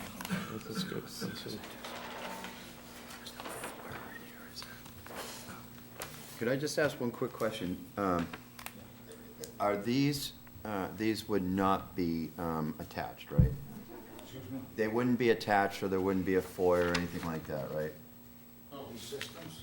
No. Oh, the buildings? No, Oh, no. In fact, The traffic flow to the building, No, I was just like looking at it from a perspective, if there was like, say, kind of a foyer or something that went in there, I see what's going, I see that one is 7,200 square feet, the other is 7,000 square feet, so I was just looking at it from the perspective as, right. now this is the traffic flow. The traffic flow comes in and. okay, so traffic flow is gonna Turn go this there, so way and there's no around. way, there's no way they're gonna be connected. No, there's tractor trailers and box trucks coming through there, and so, yeah. Okay. All right, just before we go on any further, because of the, our planner, last planner leaving, and then we have a new planner with us now, generally what happens is we have there's a tech review even before this comes to the planning board. And then these plans go off to our consulting engineers, and the consulting engineers make sure that it complies with all the bylaws and the storm runoff and everything else. So I don't believe we've had time to send these out to the consulting engineers, and I don't believe that this has had a tech review by the fire department or the Board of Health or anyone else. So we do appreciate you coming and showing, what you propose to do here tonight, but Peer review, they got it yesterday. what we'll probably do is continue this meeting in a couple of weeks. I believe you just received the peer review. I think it just arrived. He just told me you got it within maybe Monday or. One's being scheduled. No, a peer review was already done, I believe. Is that correct? I don't know, we'll have to Yeah, okay. find that out, Jim's only been with us for 2 days, so we're trying to figure out what's been done recently. Unless, are there any questions by the board members? But just remember that this has got a ways to go, and who knows, during the peer review, things may change, they may not change, but things may change. And then with our engineers taking a look at this too, things may change. I think, I'd be happy to make a motion to continue it.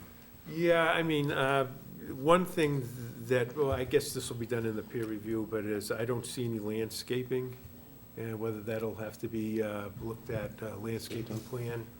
Do you know if that was done? And it might also be Landscaping. helpful What? to see what type of Was that done? buildings are gonna be put here, if you have any idea, or if you have some sort of like an architectural plan of what's proposed, that would help too. You got it. Generally we do a site visit for something like this, but I'm not sure if it may be just a little bit too early to schedule our site visit until after maybe our next meeting, when things are finalized a little bit more, and after it's been reviewed. So, If a review does come through, if you could forward it to us so we can get it and review it, and if there's any changes, we can work on it. sure, no, I think during the technical review, you may be there, the applicant's engineer will be there anyway, just to discuss things, because I imagine there'll be, the fire department will be there, the building inspector will be there. I don't know if this has gone to the Board of Health yet. All the departments, the town departments will be looking at this. And, I'm sorry for this confusion. It's just that without our planner for a few weeks or a month or more, and so it's kind of disrupted our process here. So we're going to have to go a little bit backwards to go forward with this. And I'm sure what you can do is you can call Jim, or you Okay. can speak with Jim tomorrow, and after he's had time to look over this project and figure out, what's been done here, whether it's been reviewed or not. But it certainly has to go out to our engineers and stuff, too. So I thank you for the presentation tonight, and, before you go, I don't know if there's anybody in the audience that's here for this particular project, if they have any questions they would like to ask, and, you have to understand that this hasn't been reviewed yet. If you would like to speak, give us your name and address. You could use either the microphone at that table, or you could sit and make yourself comfortable in those chairs over there.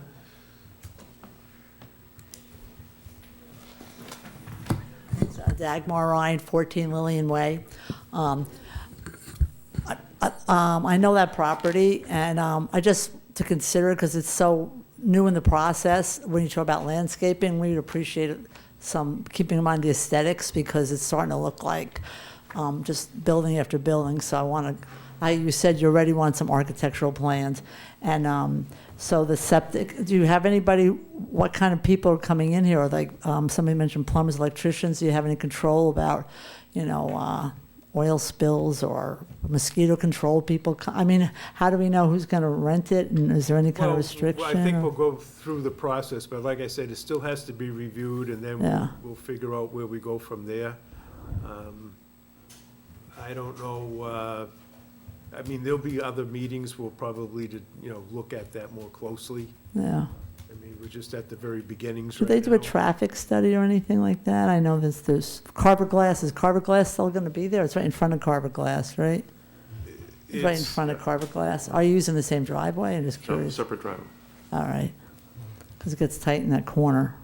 Will lives across the street.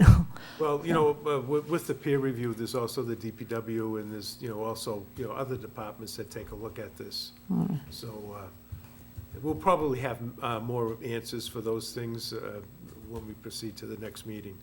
Because it's been vacant. It'd be nice to have use, but I just be really, please take the aesthetics into consideration.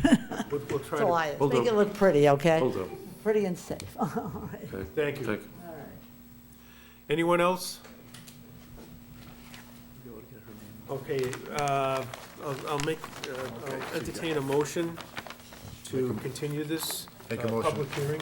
to the Make a next motion to continue the public hearing on the application of Bay Area Dunes LLC to July 23rd. They'll send it to us.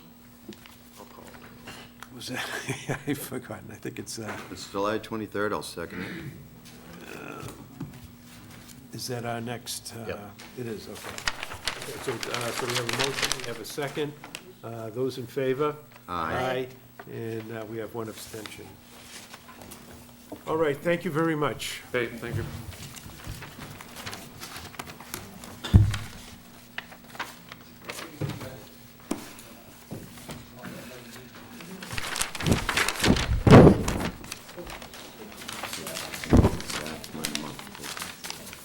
Two new projects. That's baby right here.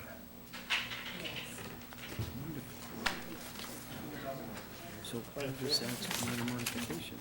All right, next we have, That's it.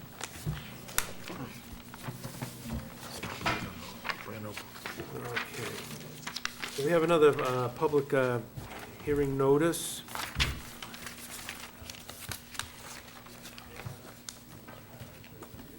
And this is 0 Tremont Street. Okay.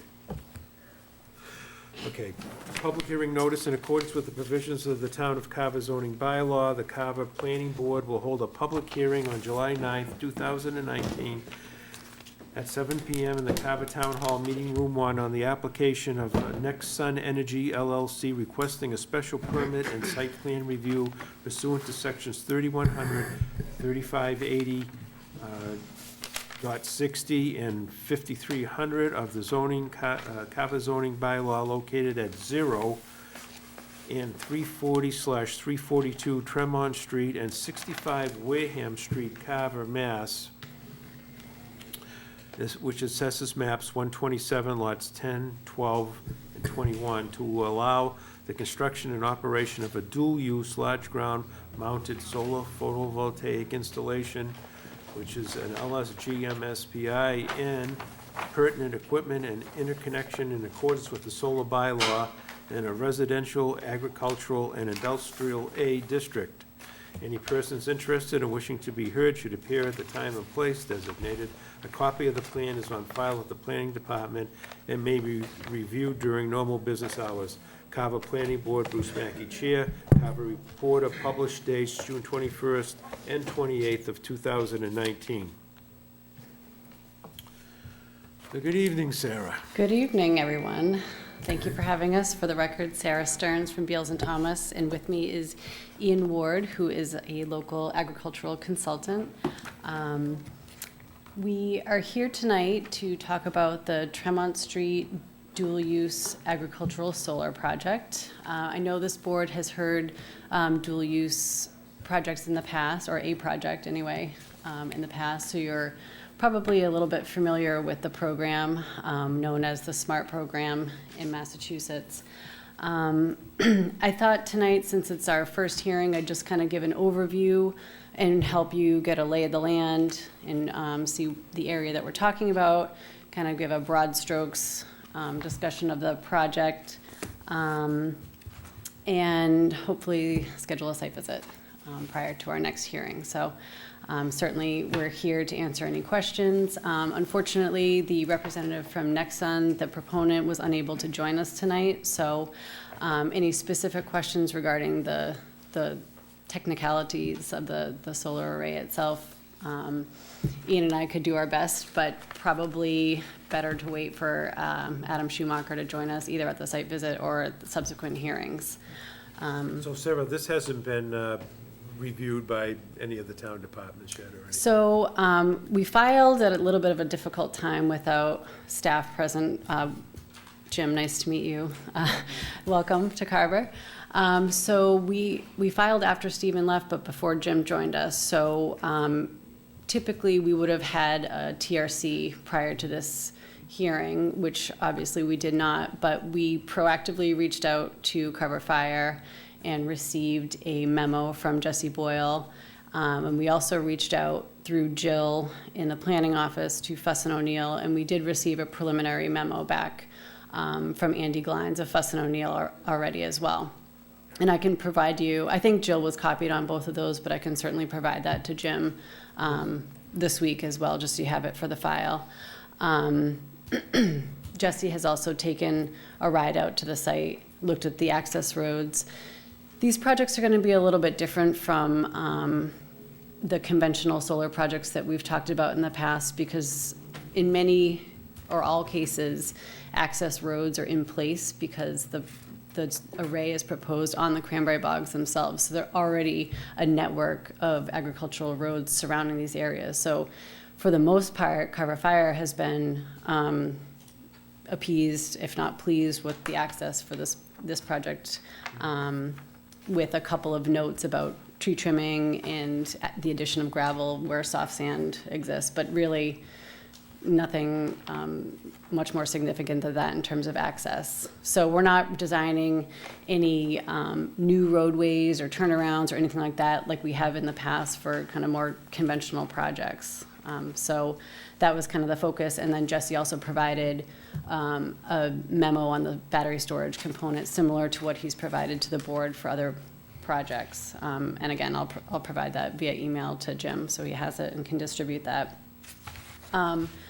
So just to kind of touch on the dual use program, the goals of the program, as you probably are aware, it's to help keep farms in operation. And in our community, we know that the cranberry industry has been struggling, and by all accounts, looks like it will continue to struggle. So many of these generational farmers are struggling to survive in this current economy and looking at different options to diversify their income stream and help keep these farms running. We all want these farms to continue to be operational. Ian has been instrumental along with Brian Wick, the executive director of the Cape Cod Cranberry Growers Association, who's worked with us closely, as well as the UMass Experiment Station and many others, but really to keep the focus on agriculture and an ag first type attitude for these projects, and the solar component as sort of a second piece to the puzzle to help keep these farms plugging along. I've included in the package, in the site plan review and special permit application, a letter from the CCCGA for you to read.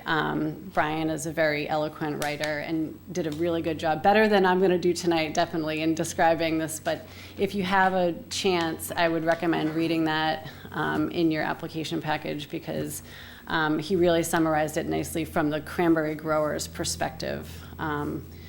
And so I think that he kind of covered all bases and has been doing a lot of investigation and research and coordination on behalf of the cranberry industry. So that's really an interesting 2-page read. So I just wanted to touch on that. But the other thing I just wanted to make sure that we talk about is that as a requirement for a dual-use project, the farming, whatever the farm may be, in this case cranberries, must continue for the solar to be viable and for the incentive to be added. So that's something that must continue for the duration of the project. And there certainly need to be some accommodations that will need to be made to help continue the farming aspects. And that's kind of what we've been working with the landowners and the solar developers on, and kind of being the go-between folks to help make that all happen. And I will say that the plant. Questions? Yeah, about that? sure. So, I think this is a good question. So I'm this sure would it be, is. this would be so that you could still continue to harvest, or would you be, cutting the vine for sale? You know No, what I mean? no. So it would be for harvest, Yes, continued cultivation largely as it is today. Sure. For fruit. So, I mean, that's the stipulation of the program. I really don't think we're gonna see many, if any, where you're cutting vines and selling them Well, as I'm a familiar separate. with how that's already working, so Yes. I know that the solar array would have to be, modified for the operation of still picking. Yes, And you would probably have to work directly with the cranberry growers, know the size of their machines. Right. So you could, not cause them to have to update their machines. right, exactly. We don't want this to cost people Right. money and Right. heartache. As it is, they're already struggling. Yes, exactly. It's part of the Mass Department of Agricultural Resources. In order to make this qualify as a dual-use project, there's a predetermination application that needs to be submitted, and as part of that, you have to measure the equipment, height, width, length, show that you can maneuver around, and just show that, you're not just putting out 2 beehives and calling it commercially agriculture. Exactly. This is legitimate operation, With reporting requirements. with reporting requirements annually. So best management requirements are important. And I thought it was necessary to ask that question so the public can hear how, you are working with that, Right. to help our economy here in this town so that we can continue Right. to be second now, but that's good, thank you. So yes, that was a, To Canada, so that was a good question. You're right. Hey, I'm just proud of my town. Yep, agreed. So building on that, the layout of the array is different from a conventional array in that the panels are raised to a higher height and spread out further apart, so that it does allow for equipment to get between the rows and for continued practice, cultivation and awesome. practices. So that's kind of it in general. We're not going to see these on every single bog in Carver or the region. It's not going to work for every single area. It has to meet a number of criteria in terms of interconnection, availability of the utilities, a willing landowner, and the list goes on. And this particular group of growers, and I'll get site-specific in a second, has decided that this is something that they are all interested in, and they have an area that is appropriate for this type of development in an industrial area and an adjacent res ag area to try this out. So to get a little bit more specific so everyone can be familiar with the area we're talking about, the road that's running north-south is Tremont Street in South Carver. And there are additional mapping, again, in your packet with the zoning map as well, just with the project area highlighted. The 3 parcels are contiguous and made up of 3 separate owners. The Wainio parcel, the 3 Ws. The Wainio parcel, which is about a 22-acre development piece, all on the bogs. The Weston acreage, adjacent to that, about 15 acres of array planned, and the Williams piece, which is about 20 acres of development for the bogs as well. The total limit of work is about 60 acres, so it's about 57 acres of work on the bogs themselves. And again, the nature of this project is that it's spread out to allow for farming, so the footprint just, by nature will get larger. And then the other few acres is for appurtenant structures, inverters on pads, battery storage, et cetera, all placed within previously developed areas. So no tree clearing, literal dual use, so there's 2 uses on the site at all times. And I know that the plan set that you have in front of you already, we've been working with the landowners and the solar developer, and through Fuss and O'Neill's comments, as well as Carver Fire Department comments, we will be tweaking it slightly. Our thought is to take all of the comments from the board and from everything discussed here tonight and hopefully at our site visit, along with all of those others, and prepare a supplemental plan set for submittal to the board once all comments are received. So the filing that you have in front of you has been prepared in compliance with the bylaw. With the zoning bylaw, inclusive of the newly added dual use language from this past spring town meeting.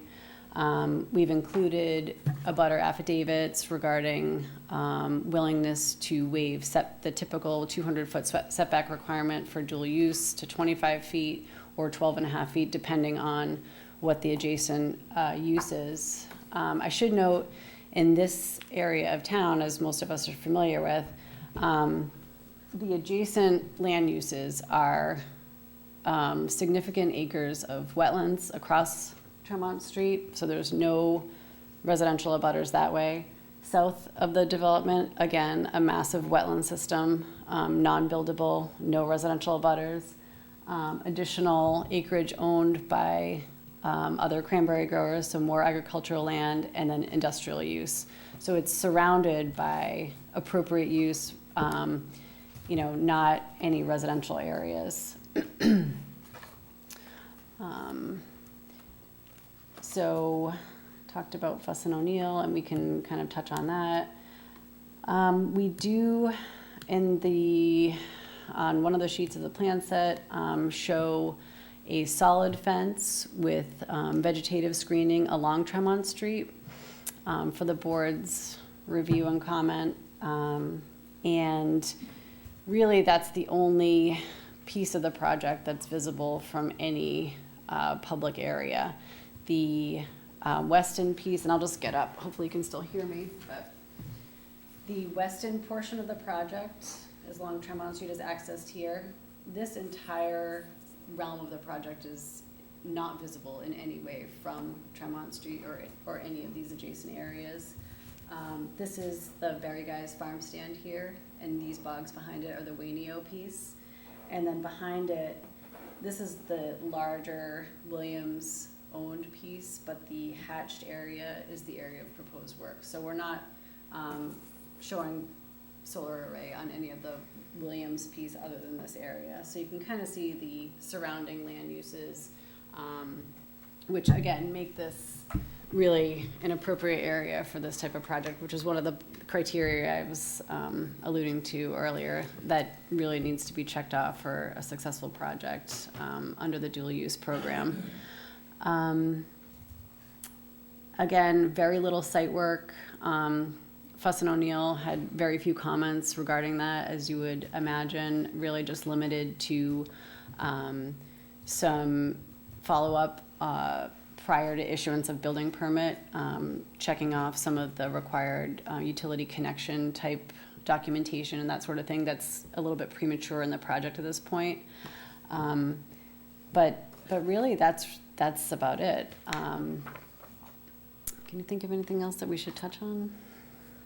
Or if the board has questions, maybe we can Okay. touch on those at this point. Any questions by any of the board members? I do have one question, not that, I don't even want to bring it up, but I think it's necessary. Okay. Do we already have, or have you looked into it, bylaws, for height restrictions or height conditions? I have to double check. I don't think That's the only thing I think you Yeah, might want to look into, because I'll the next double thing check you know, that. they're going to be concerned that, a helicopter's going to hit it. Oh, yeah. Yeah, I mean, the top height is, I want to say 13 feet, but it may be closer to 15 feet. And I just want to make sure on your end that, that might be something that could possibly come up in question, Yes. Just the height, if there are already if there's already height restrictions, or there's a bylaw that's, suggests that there is some type of restriction or I think needs to be met Thank you. before you start this project. That's all I have. I mean, everything will be looked at the peer review. Have you done the peer review yet? Yes. Certainly not with Jim, though. No. Jim and I haven't had the chance over the last 48 hours to talk about this. Where have you been? Yeah. I would not want to be you, Jim. You got a lot of work. I have spoken with the PE at Fuss and O'Neill, and, like I said, he really didn't have much. I think he would have probably noted any kind of waiver that would have been necessary for a height compliance, Kevin, but I will Sure. definitely check into that. You know what I mean? I think it was necessary to bring up Sure. on your behalf. You know Of what I mean? course, thank 'Cause you. If these projects are going forward and they're meeting all the conditions, that wouldn't it be allowed you to go and do this, and then there wasn't, you weren't compliant,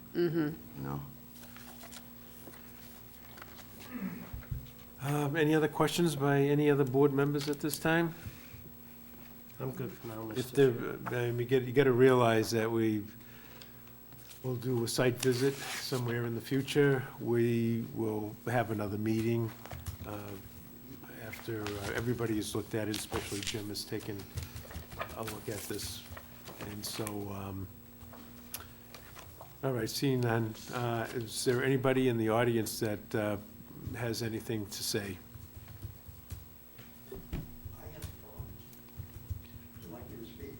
Sure. Thank you. I was wondering why you were here. I just thought. Any helicopters in the room? How are you? All you know me except you, James. Welcome to the club.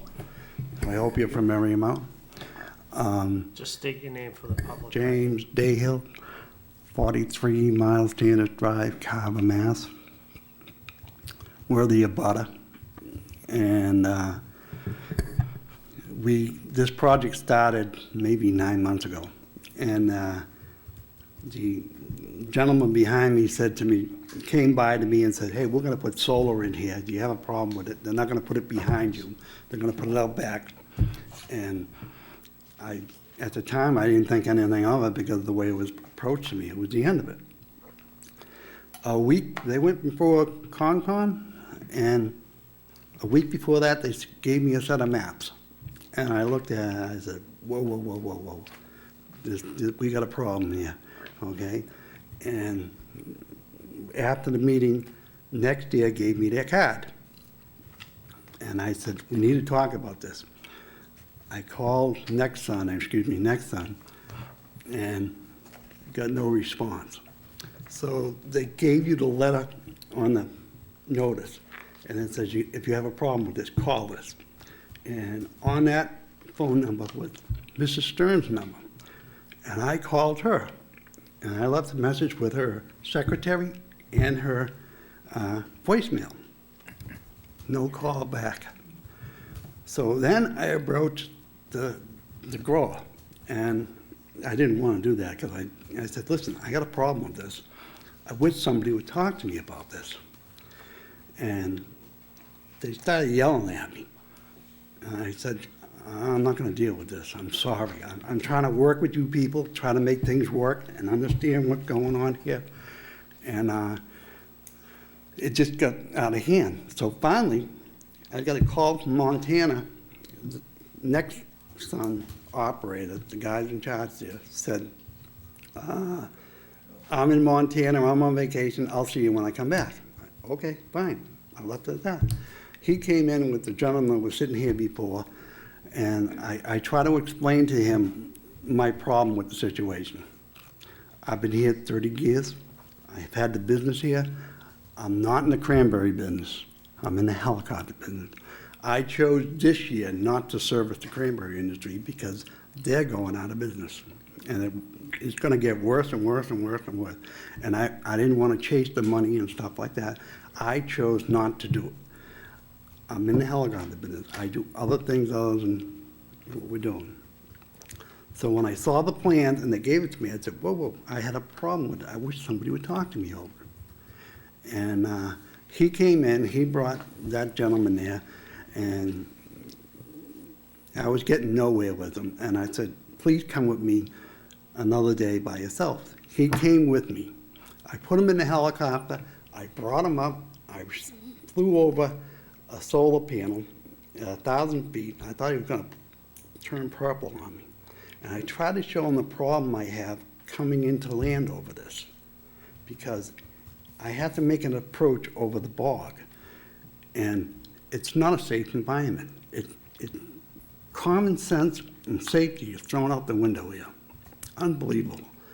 And when I went for my permit, my special permit, it took me 2 years to get approval. 2 years to get approval. And at that time, we didn't have the cranberry thing, Chica's cranberry. We didn't have the propane. We didn't have the solar, the tower next to us, the thing. All right, it was all empty. And as things developed, everybody's starting to encroach on me. I can't go left when I go out of the hangar because of the propane people.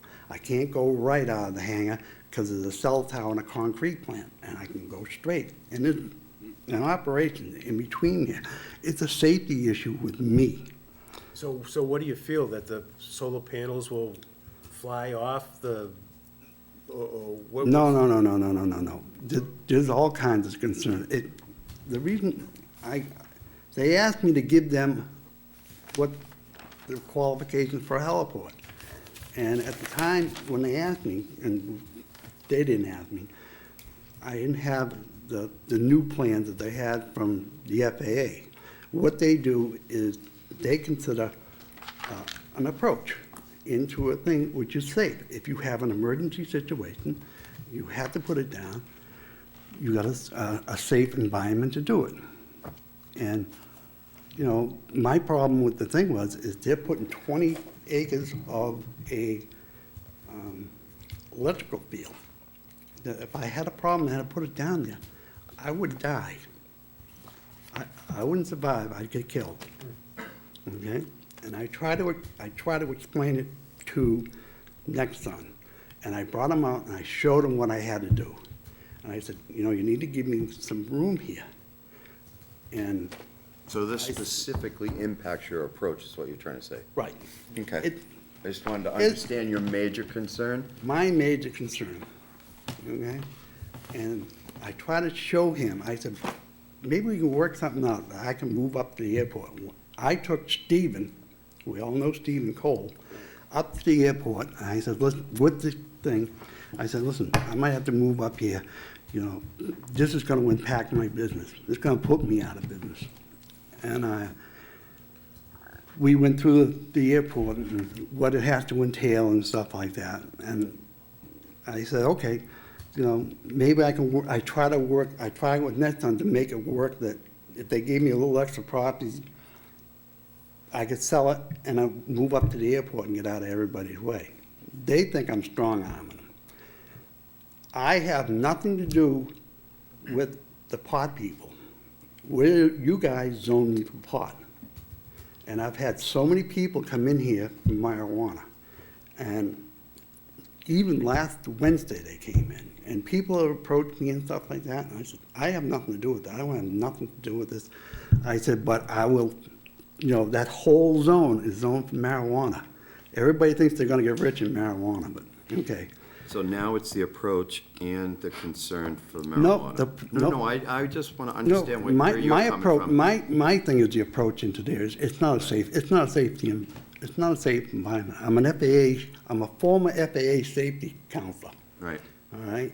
And they brought me in on when the state police got killed and John F. Kennedy and asked. And I'm trying to say, to me, it's a safety issue to me. All right? Common sense. You don't want to land and take off over a solar grid. You don't want to land and take off over a solar grid. You should have a safety zone to go out. If I could have went left, and I would have had no problem with that. If I can go right, I would have had no problem with it. But I'm encroached by what the town has done. And I try to explain this to the people, this is what I need. I try to negotiate with them. They didn't want to hear it. I said, okay.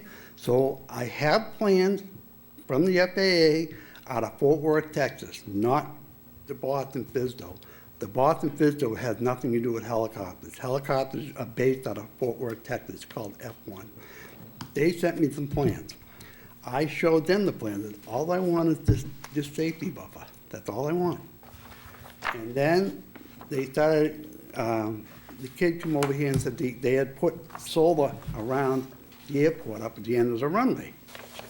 And I'm flying in, I said, wow, I can't believe they did that.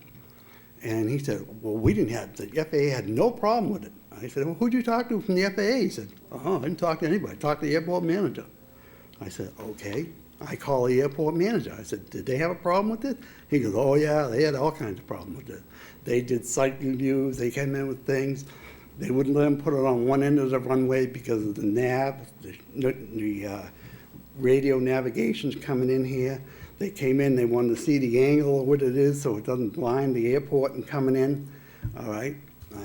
I said, okay. I said, well, what they're doing next to me, out back of me, is they're putting panels that are moving. And they follow the sun, they go around, and they do this. And I'm making an approach at 50 or 100 feet over this. And I don't know if it's gonna reflect back in, and it's moving, and it's gonna, if the sun comes back into the cockpit, Bruce, only you would understand this one. The old Polaroid cameras with the square, you took a picture, it was like, oh, wow. You know, if something like that happened to somebody coming in here, you'd kill them. You'd kill them. Well, the fact that you are bringing that up, I think, is a huge concern for the impact it has on your business. Right. And if there is a way that they can work with you in order to allow you to have some kind of safe approach in there, is that something? I have no problem with it, and I told them. And I gave them the documents. I showed them what I did. I deliberately called Fort Worth, Texas, and asked them to send me up. It's 161 pages for a heliport. Not an airport. A heliport is completely different than an airport. Okay? But for them not to return my phone call, you got to ask her, because I have no idea why they didn't do it. All right? And I showed the man from next the problem I have, and he said, yeah, I got a problem, I guess you understand. So either they give me a waiver on the thing, or I move to the airport, and they can compensate me for moving up there, because now I have a whole new expense. I'm gonna have to build a new building, I have a service center there, I'm the East Coast Service Center for the factory out of California. I got a 135, 137 passenger. But I think that's why we're taking a look at this tonight, so that those issues can be addressed, right, Bruce? Right. So we're just looking at it, Nope, and we're getting an opportunity to hear how it's gonna impact your business that has been impacted by our economy here as growers. Yep. You know, and I hear everything you're saying. I think it's really important so that Thank you. they can work with you and that they can find an approach that's safe for you to continue to run your business. I'm they can run happy, their business, they're happy. And we can still have a dual purpose that Right. works there. We can all be happy. That's what I think. I'm not being sarcastic. I'm just, No, I'm thinking, but you made a mistake. We're number 4 in the industry for cranberries. really, you're messing with me. Wisconsin, Well, that's the Canada, thing. We have to keep, Nova that's why Scotia. we're here doing this. Oh, I understand what, I'm for their project. They think I'm You against could it. come back into that, come in through the back door if we can get it going again and we can make the dual purpose work and they can work this and allow you to come in safely to continue to do your business. That's all I care about, all right? But they think I'm trying to strong arm them, and I'm not. I was trying to work with people that work I to understand that. get the program We're here going for your and through. concern to your business, Mhm. you know? Yeah. But it affects my business drastically. Directly. Directly and drastically, yeah, okay? And they're gonna go in and argue saying, you know, we can do whatever we want. And these panels they're putting up are 15 feet high, and they're right on the road. And that's why I brought that point up earlier, so that Sarah could make it so that it's gonna be compliant. We're just looking at this and Oh, I know. hearing your concerns. Mhm. And I want, you know, for the public to hear that your biggest concern and most important concern probably is that you wanna be able to come in, run your business and directly come in and, safely. Right, and like I said, I approached them. It isn't like I was hiding and doing anything. I approached them. They all ignored me, so it tells me something wrong. It's not fair. We'll take a look at this, that's for sure. Welcome to the club. I hope you're from Marymount. Thank you, folks. Okay, thank you. Thank you. I think this is something that Jim's gonna have to work out and. Are you gonna be here through 2020? Because I don't know how you're gonna do all of this. I do not want his job. It's all part of the job, it's all part of the job. Well, Michael said my contract was good through 2050. But Mr. Dayhill, I just want to make sure that it was very, very important to make that, you know, known that, through the public, that that is going to have a massive impact or a direct impact to your business, so that you can, even if it didn't work out that you didn't feel as though, you know, your concerns to them was addressed, I feel like because they're here before us, they have to meet the height, the height restrictions or make it compliant, and have to take into consideration that they can't necessarily end your business, so therefore they have to find a way to work with you. Thank you. I appreciate that.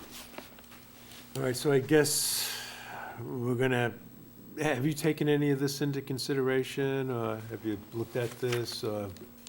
I don't want to speak out of turn because I have not met with Jim myself. I know that Adam Schumacher from Nexon has met with Jim a couple of times now to discuss it, and he was taking the point on that as the proponent. Ian and I are here for support, certainly. If there are dimensions that we can work with, you know, that's really kind of the key to designing something that's appropriate for the project and also adjacent land uses. So that's kind of the goal and where we are. So it will be helpful on our site visit for the board members to take a look at the specific area. Okay. And again, I mean, in your plans, you'll see the panel layout on the western portion of the bogs. There are bogs that do not have panels laid out on them between the Firefly helicopter parcel and the western parcel, but, you know, we're discussing all of that. Okay. Firefly, she just gave you a good plug, too. All right, so I guess, are there any more questions or concerns by anybody in the audience? Well, eventually, tonight, we'll continue this meeting. We will, let's schedule a site visit. And if you could, so, so we could put this together, we could see where the helicopters are, and we could, Mr. Dayhill's property, and we could see, what else, from the street. And so I think at this point, that would probably be the most helpful thing to do, and then we can, and that'll give time to, for you to speak with Jim, and then maybe Jim can speak to Mr. Dayhill, see if he has any documentation from any government officials about how helicopter approach should be. Right? I mean, this is the time to do this, right? Sure. Yep. Before Oh, you yeah. go and invest a Right. lot of money. It's not that I wanted to bring, like I said, I didn't want to bring that up, but I wanted to make it necessary that, that was Yeah. probably gonna happen, and wouldn't it be horrible if you dumped all kinds of money into this project, and then you weren't able to figure out a way to bring that in? Because we can't end one business to start another, or, I don't know. I feel bad bringing it up, but I thought it was necessary not to see, you put so much money into something if you couldn't go forward and do it. So could we, we'd like to have a site visit. We would like to mark out the boundaries somehow of where the solar panels are gonna be placed. Well, the bogs are pretty well demarcated. I did fail to mention that we have filed with Conservation Commission, and we have had a site visit with that group and have had one hearing with them. We've been continued to later this month. And really what we did is just walk on the bog roads. It's pretty obvious when you look at. So was it taking up like one whole bog here and another Yeah. bog over there? Yes, exactly. Okay, well, if you can show us that, then I Yeah. think that would be fine. I don't What know. I'll do too is, I have a plan set that's 11 by 17, so it's a little bit more functional in the field. We're not wielding these ridiculously sized plans. And we can just kind of look at exactly the shape and layout of each bog, and just sort of corroborate it that way. And then, the inverters and the infrastructure adjacent to it it's really just on the shore of the bog. So, the area is wide open, and it's pretty easy to navigate and get around on all of the pieces, so. So the highest piece would be the 15-foot panel, So the as far as the inverter and Yes. all the other equipment? So MDR's, right, so MDR's requirement, the state requirement is for a fixed tilt, 8 feet. For a single axis tracker, 10 feet. So at horizontal, it's gotta be 10 feet, and that's what these would be. Okay. Because they're tracking, in the morning, on the easterly side, that's down at probably 7.5, and you're up at 14.5, and then towards the evening, it goes the other way. But the access point is, the axis that it's working on is 10 feet. So even if we had some type of reference of what would 14.5 or 15 foot would look like height-wise, maybe on one of the bogs that's gonna be at, I don't know, just for a visual. Yeah, the one that we did where you parked the machine in front of the, Yeah. that was so convincing to me, because then we went to other properties. Right. And you see that the machine was about that high. Right. So, if you could do something like that, that would be good. Sure. Just for us to get a perspective and different views, to see what this may look like. And so now we see that we have other concerns too, helicopter traffic and air traffic and stuff like that. So we'll have to take a look at that too. And, all right, so so today is the 9th, and the next planning board meeting will be the 23rd. So between today and next Tuesday, 2 Tuesdays. we're gonna have to schedule a visit. So there will be no mark out if it's gonna be delineated by the cranberry bog, so we don't have to worry about you Right. actually marking this thing out. And we can just plan to meet at Barry Guy's if that works for everybody. You said you were buying sandwiches That's at Berry? definitely a great I'm place to in. stop at. If I could, I would, Sarah, but that's that against the sounds rules, good. Kevin. No, I think that's Y'all under know the 50. rules. I think it's under $50. I think you're good to go. Nice. And we're putting the economy to work. Oh, This we're is all working going out to jail. good. I'm not usually like this, so, you know, you're getting But it we're all. talking about the Berry guy. I take my guys there every Friday, you know? They deserve it. They work hard. They deserve to eat their good subs. They are good. All right, when can any one of these, anybody make this? I can make, my calendar's free. Yeah, you're retired. this time. That's not fair. I'm slammed, but I would just basically work. Well, What works for everybody Sarah's else. always been very flexible. She has. You know, sometimes Even when I was doing Santa 2 Claus. tours, but if we could make it in one, I imagine that would be a more acceptable thing. I'm away all next week, and I know that complicates things, so if I have to set something up myself, that's fine. I'd love to do it with all of you, but this time, I'm a toughie. So, but That's you'll what I be, don't, so you you'll know, be I here wanna this join week. them. Yeah, So. I can that- do Friday, make myself Saturday, or I available. can do Thursday, Friday, or even Saturday too. We leave Sunday and come back next Saturday. Well, could anybody do Thursday or Friday of this week? Like I said, I'll make myself available for this purpose, you know? Well, yeah, we could. Friday won't work for me in the morning. It would really have to be the afternoon. So I would lean more towards Thursday, You you know, but like I said, I'm working every day till dark. Friday. You're out Friday?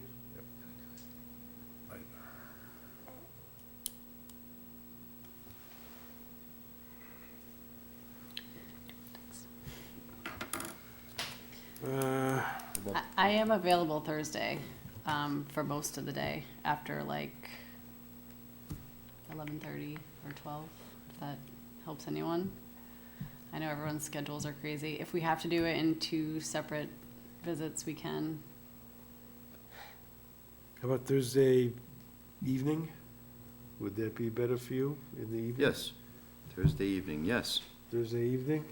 It's, I have can to we double try check. to narrow this down?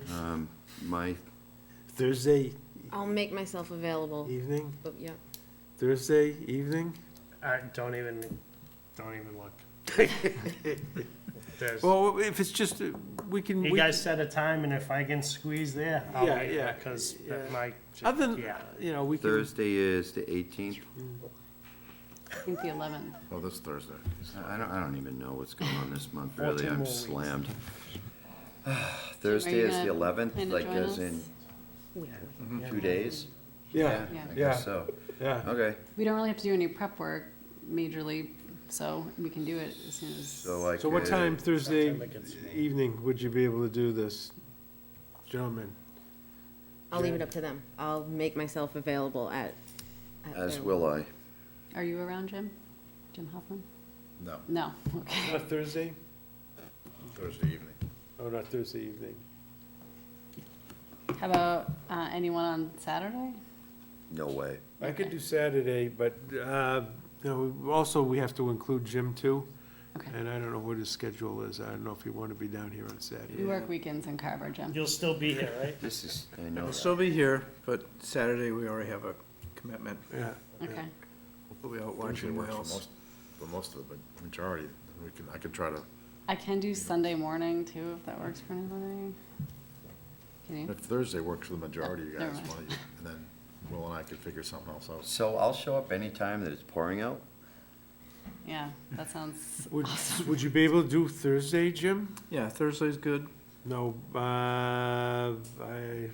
what time of the day, what time do you generally leave? At 4, right? 4, but if it's convenient for the board to meet later, Later. then I'll be there. Okay, what time later Thursday would you, Dark. gentlemen? Dark. Sorry, I'm being, We can't see much. I yet. know. Point is, we're just crazy busy. Yeah, So I would be the same thing as Will. You know, I would literally put it on my phone to remind me to make it whatever and you time it's can't gonna do be. Thursday evening. could Well, do. what about next week, and then I can set something else up with Jen? With Jen? Yeah. Maybe that's a better way to do it. You guys open on Thursday? I mean, next week? And then, Obviously, next week works better for me, because every day I get a little Monday more work afternoon done. after 4:30. I know I'll be back by then. 5 o'clock Monday, the 15th? 5 o'clock, Monday the 15th. How's that work? That'll work for everybody but Jen, but that's just one, we can get you in some other time. Yeah, I'll work with Sarah, that's Okay. fine. Okay. Okay, Monday. So is what'd you that, say, is that 5 a o'clock? date? So now we're at Monday, what day is that? 15th. Monday, the 15th, at 5 PM 15th, okay. at Berry Guys Farm Stand. Barry guys, and you're buying. Sorry, They- was it 5 or 5:30? 5. 5 PM. 5 o'clock. Is that all right with you, Jim? Mm-hmm. Would that work? Okay. So the one wild card is that our client is out of town. We'll just double check with him that he can be there. I would think he'd be back next week, but, Next week. okay. Yeah. Well, basically, we're just gonna review, see where this is from the road, see where maybe you're gonna propose to put some fencing and Yep. screening. Yep. See where it is in relation to the helicopter area. I think that's, what we're most concerned with. Those are the big things, Yeah, yeah. those are the big things. So, well, as long as, we can get through the gates or whatever. It's that wide would be open. good. Okay, it's wide open, okay. And So 5 PM. 5 PM, and we'll probably have some of the landowners there, who know the property better than anybody, so it's all very helpful. All right. So, do we have to vote on that? I don't No. think we don't have to vote on that, but we do have to vote on Motion to continue the public continuing hearing this public hearing to to our next meeting. the 23rd, our I next make a meeting. motion to continue the public hearing to the 23rd. Second that. So we have motion and second, those in favor? Aye. Thank you, guys. Thank you. Thank you. Sarah, if it's okay, I'll just email you, because I still have your email address. That's fine. Okay.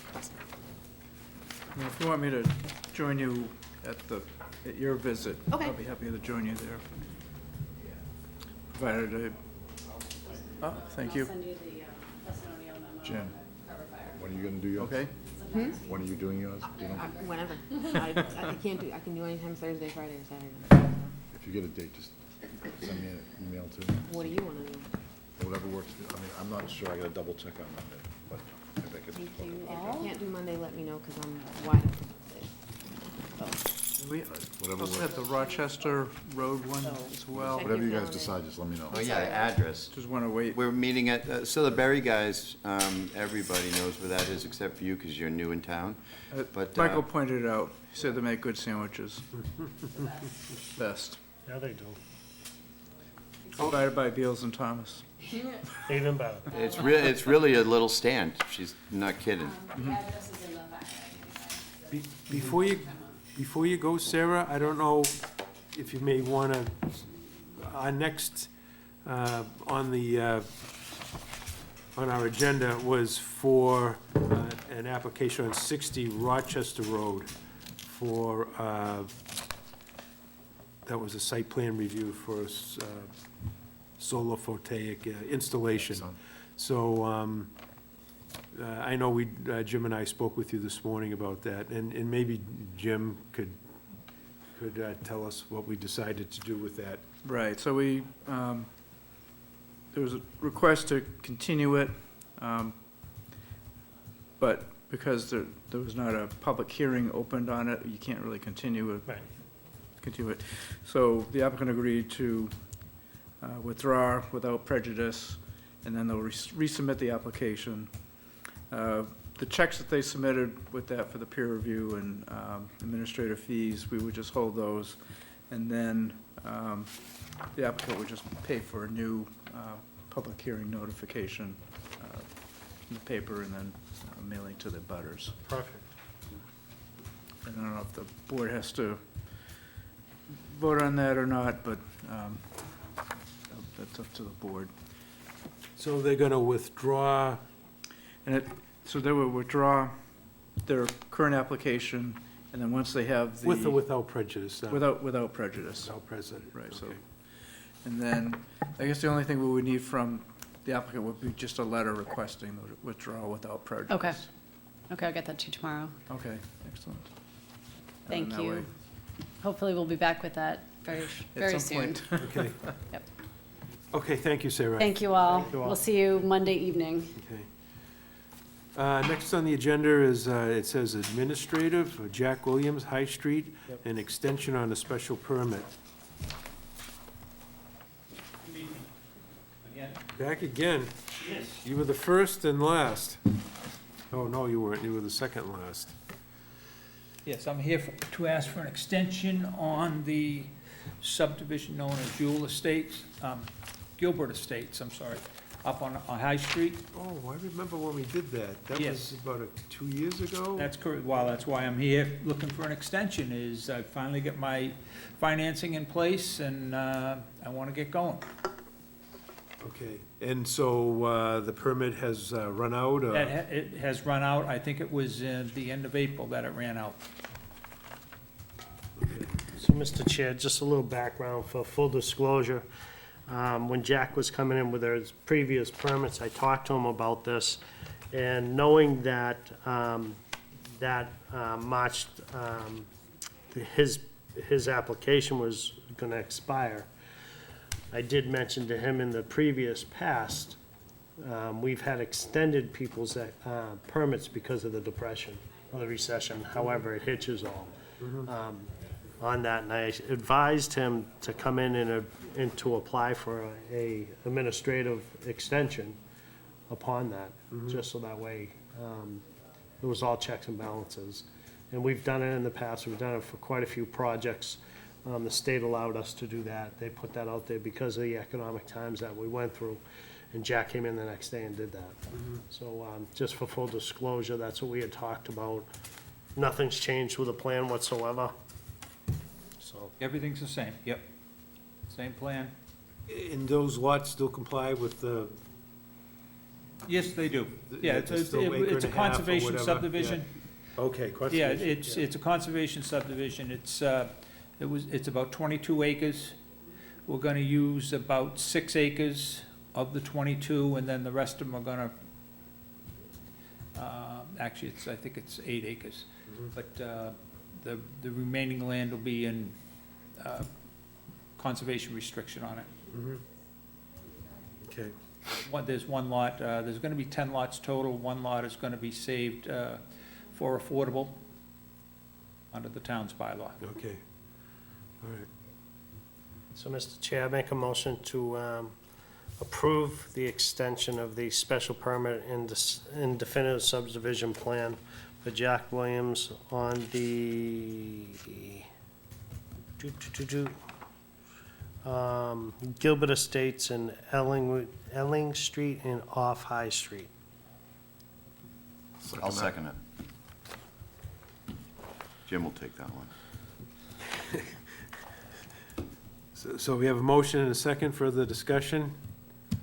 Seeing none, those in favor? Aye. Aye, opposed? Can I abstain on this one since I know nothing about this project?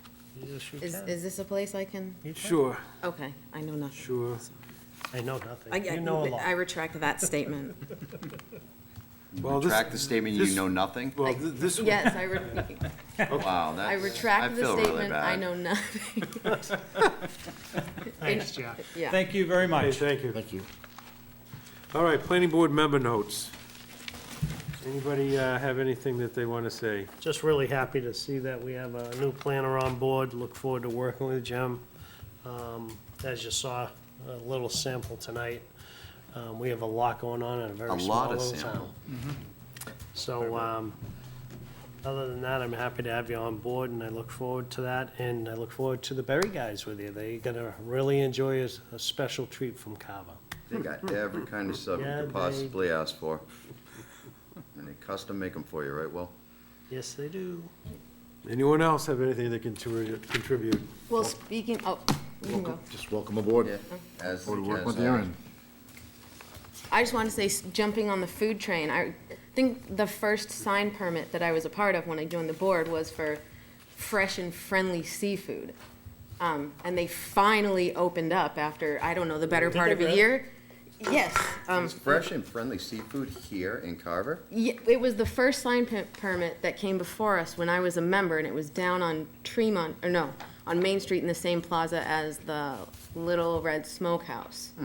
And they just opened, and apparently they're getting rave reviews on Facebook, like, I guess it's the best place ever, so I was. As the new Mexican restaurant is doing really well, too. Yeah. So I was excited that a sign that came before us finally came to fruition, so that's exciting. It takes time for things to happen. The only comment is we get signatures necessary for our Okay, yeah. two approved. Yeah, I think we only got two approved, right? So that was the planning director notes. Short and sweet. I already like him. All right, Jen, going on to the minutes of May 28th and June 11th. Jen Yeah. said that you didn't receive those. I didn't get them till I walked in tonight, so. We have hard copies of those. Can you take those home with Yes, you? absolutely, I'll take them. Okay, just so like, yep, why don't we table those until our next Yep, meeting that's so fine. that you have a time to You look got at those. So our next meeting date will be the July 23rd, and don't forget Sidewalk. July 15th, site walk. Motion to adjourn. Second. Motion and second, those in favor? Aye. Aye. Thank you and good night.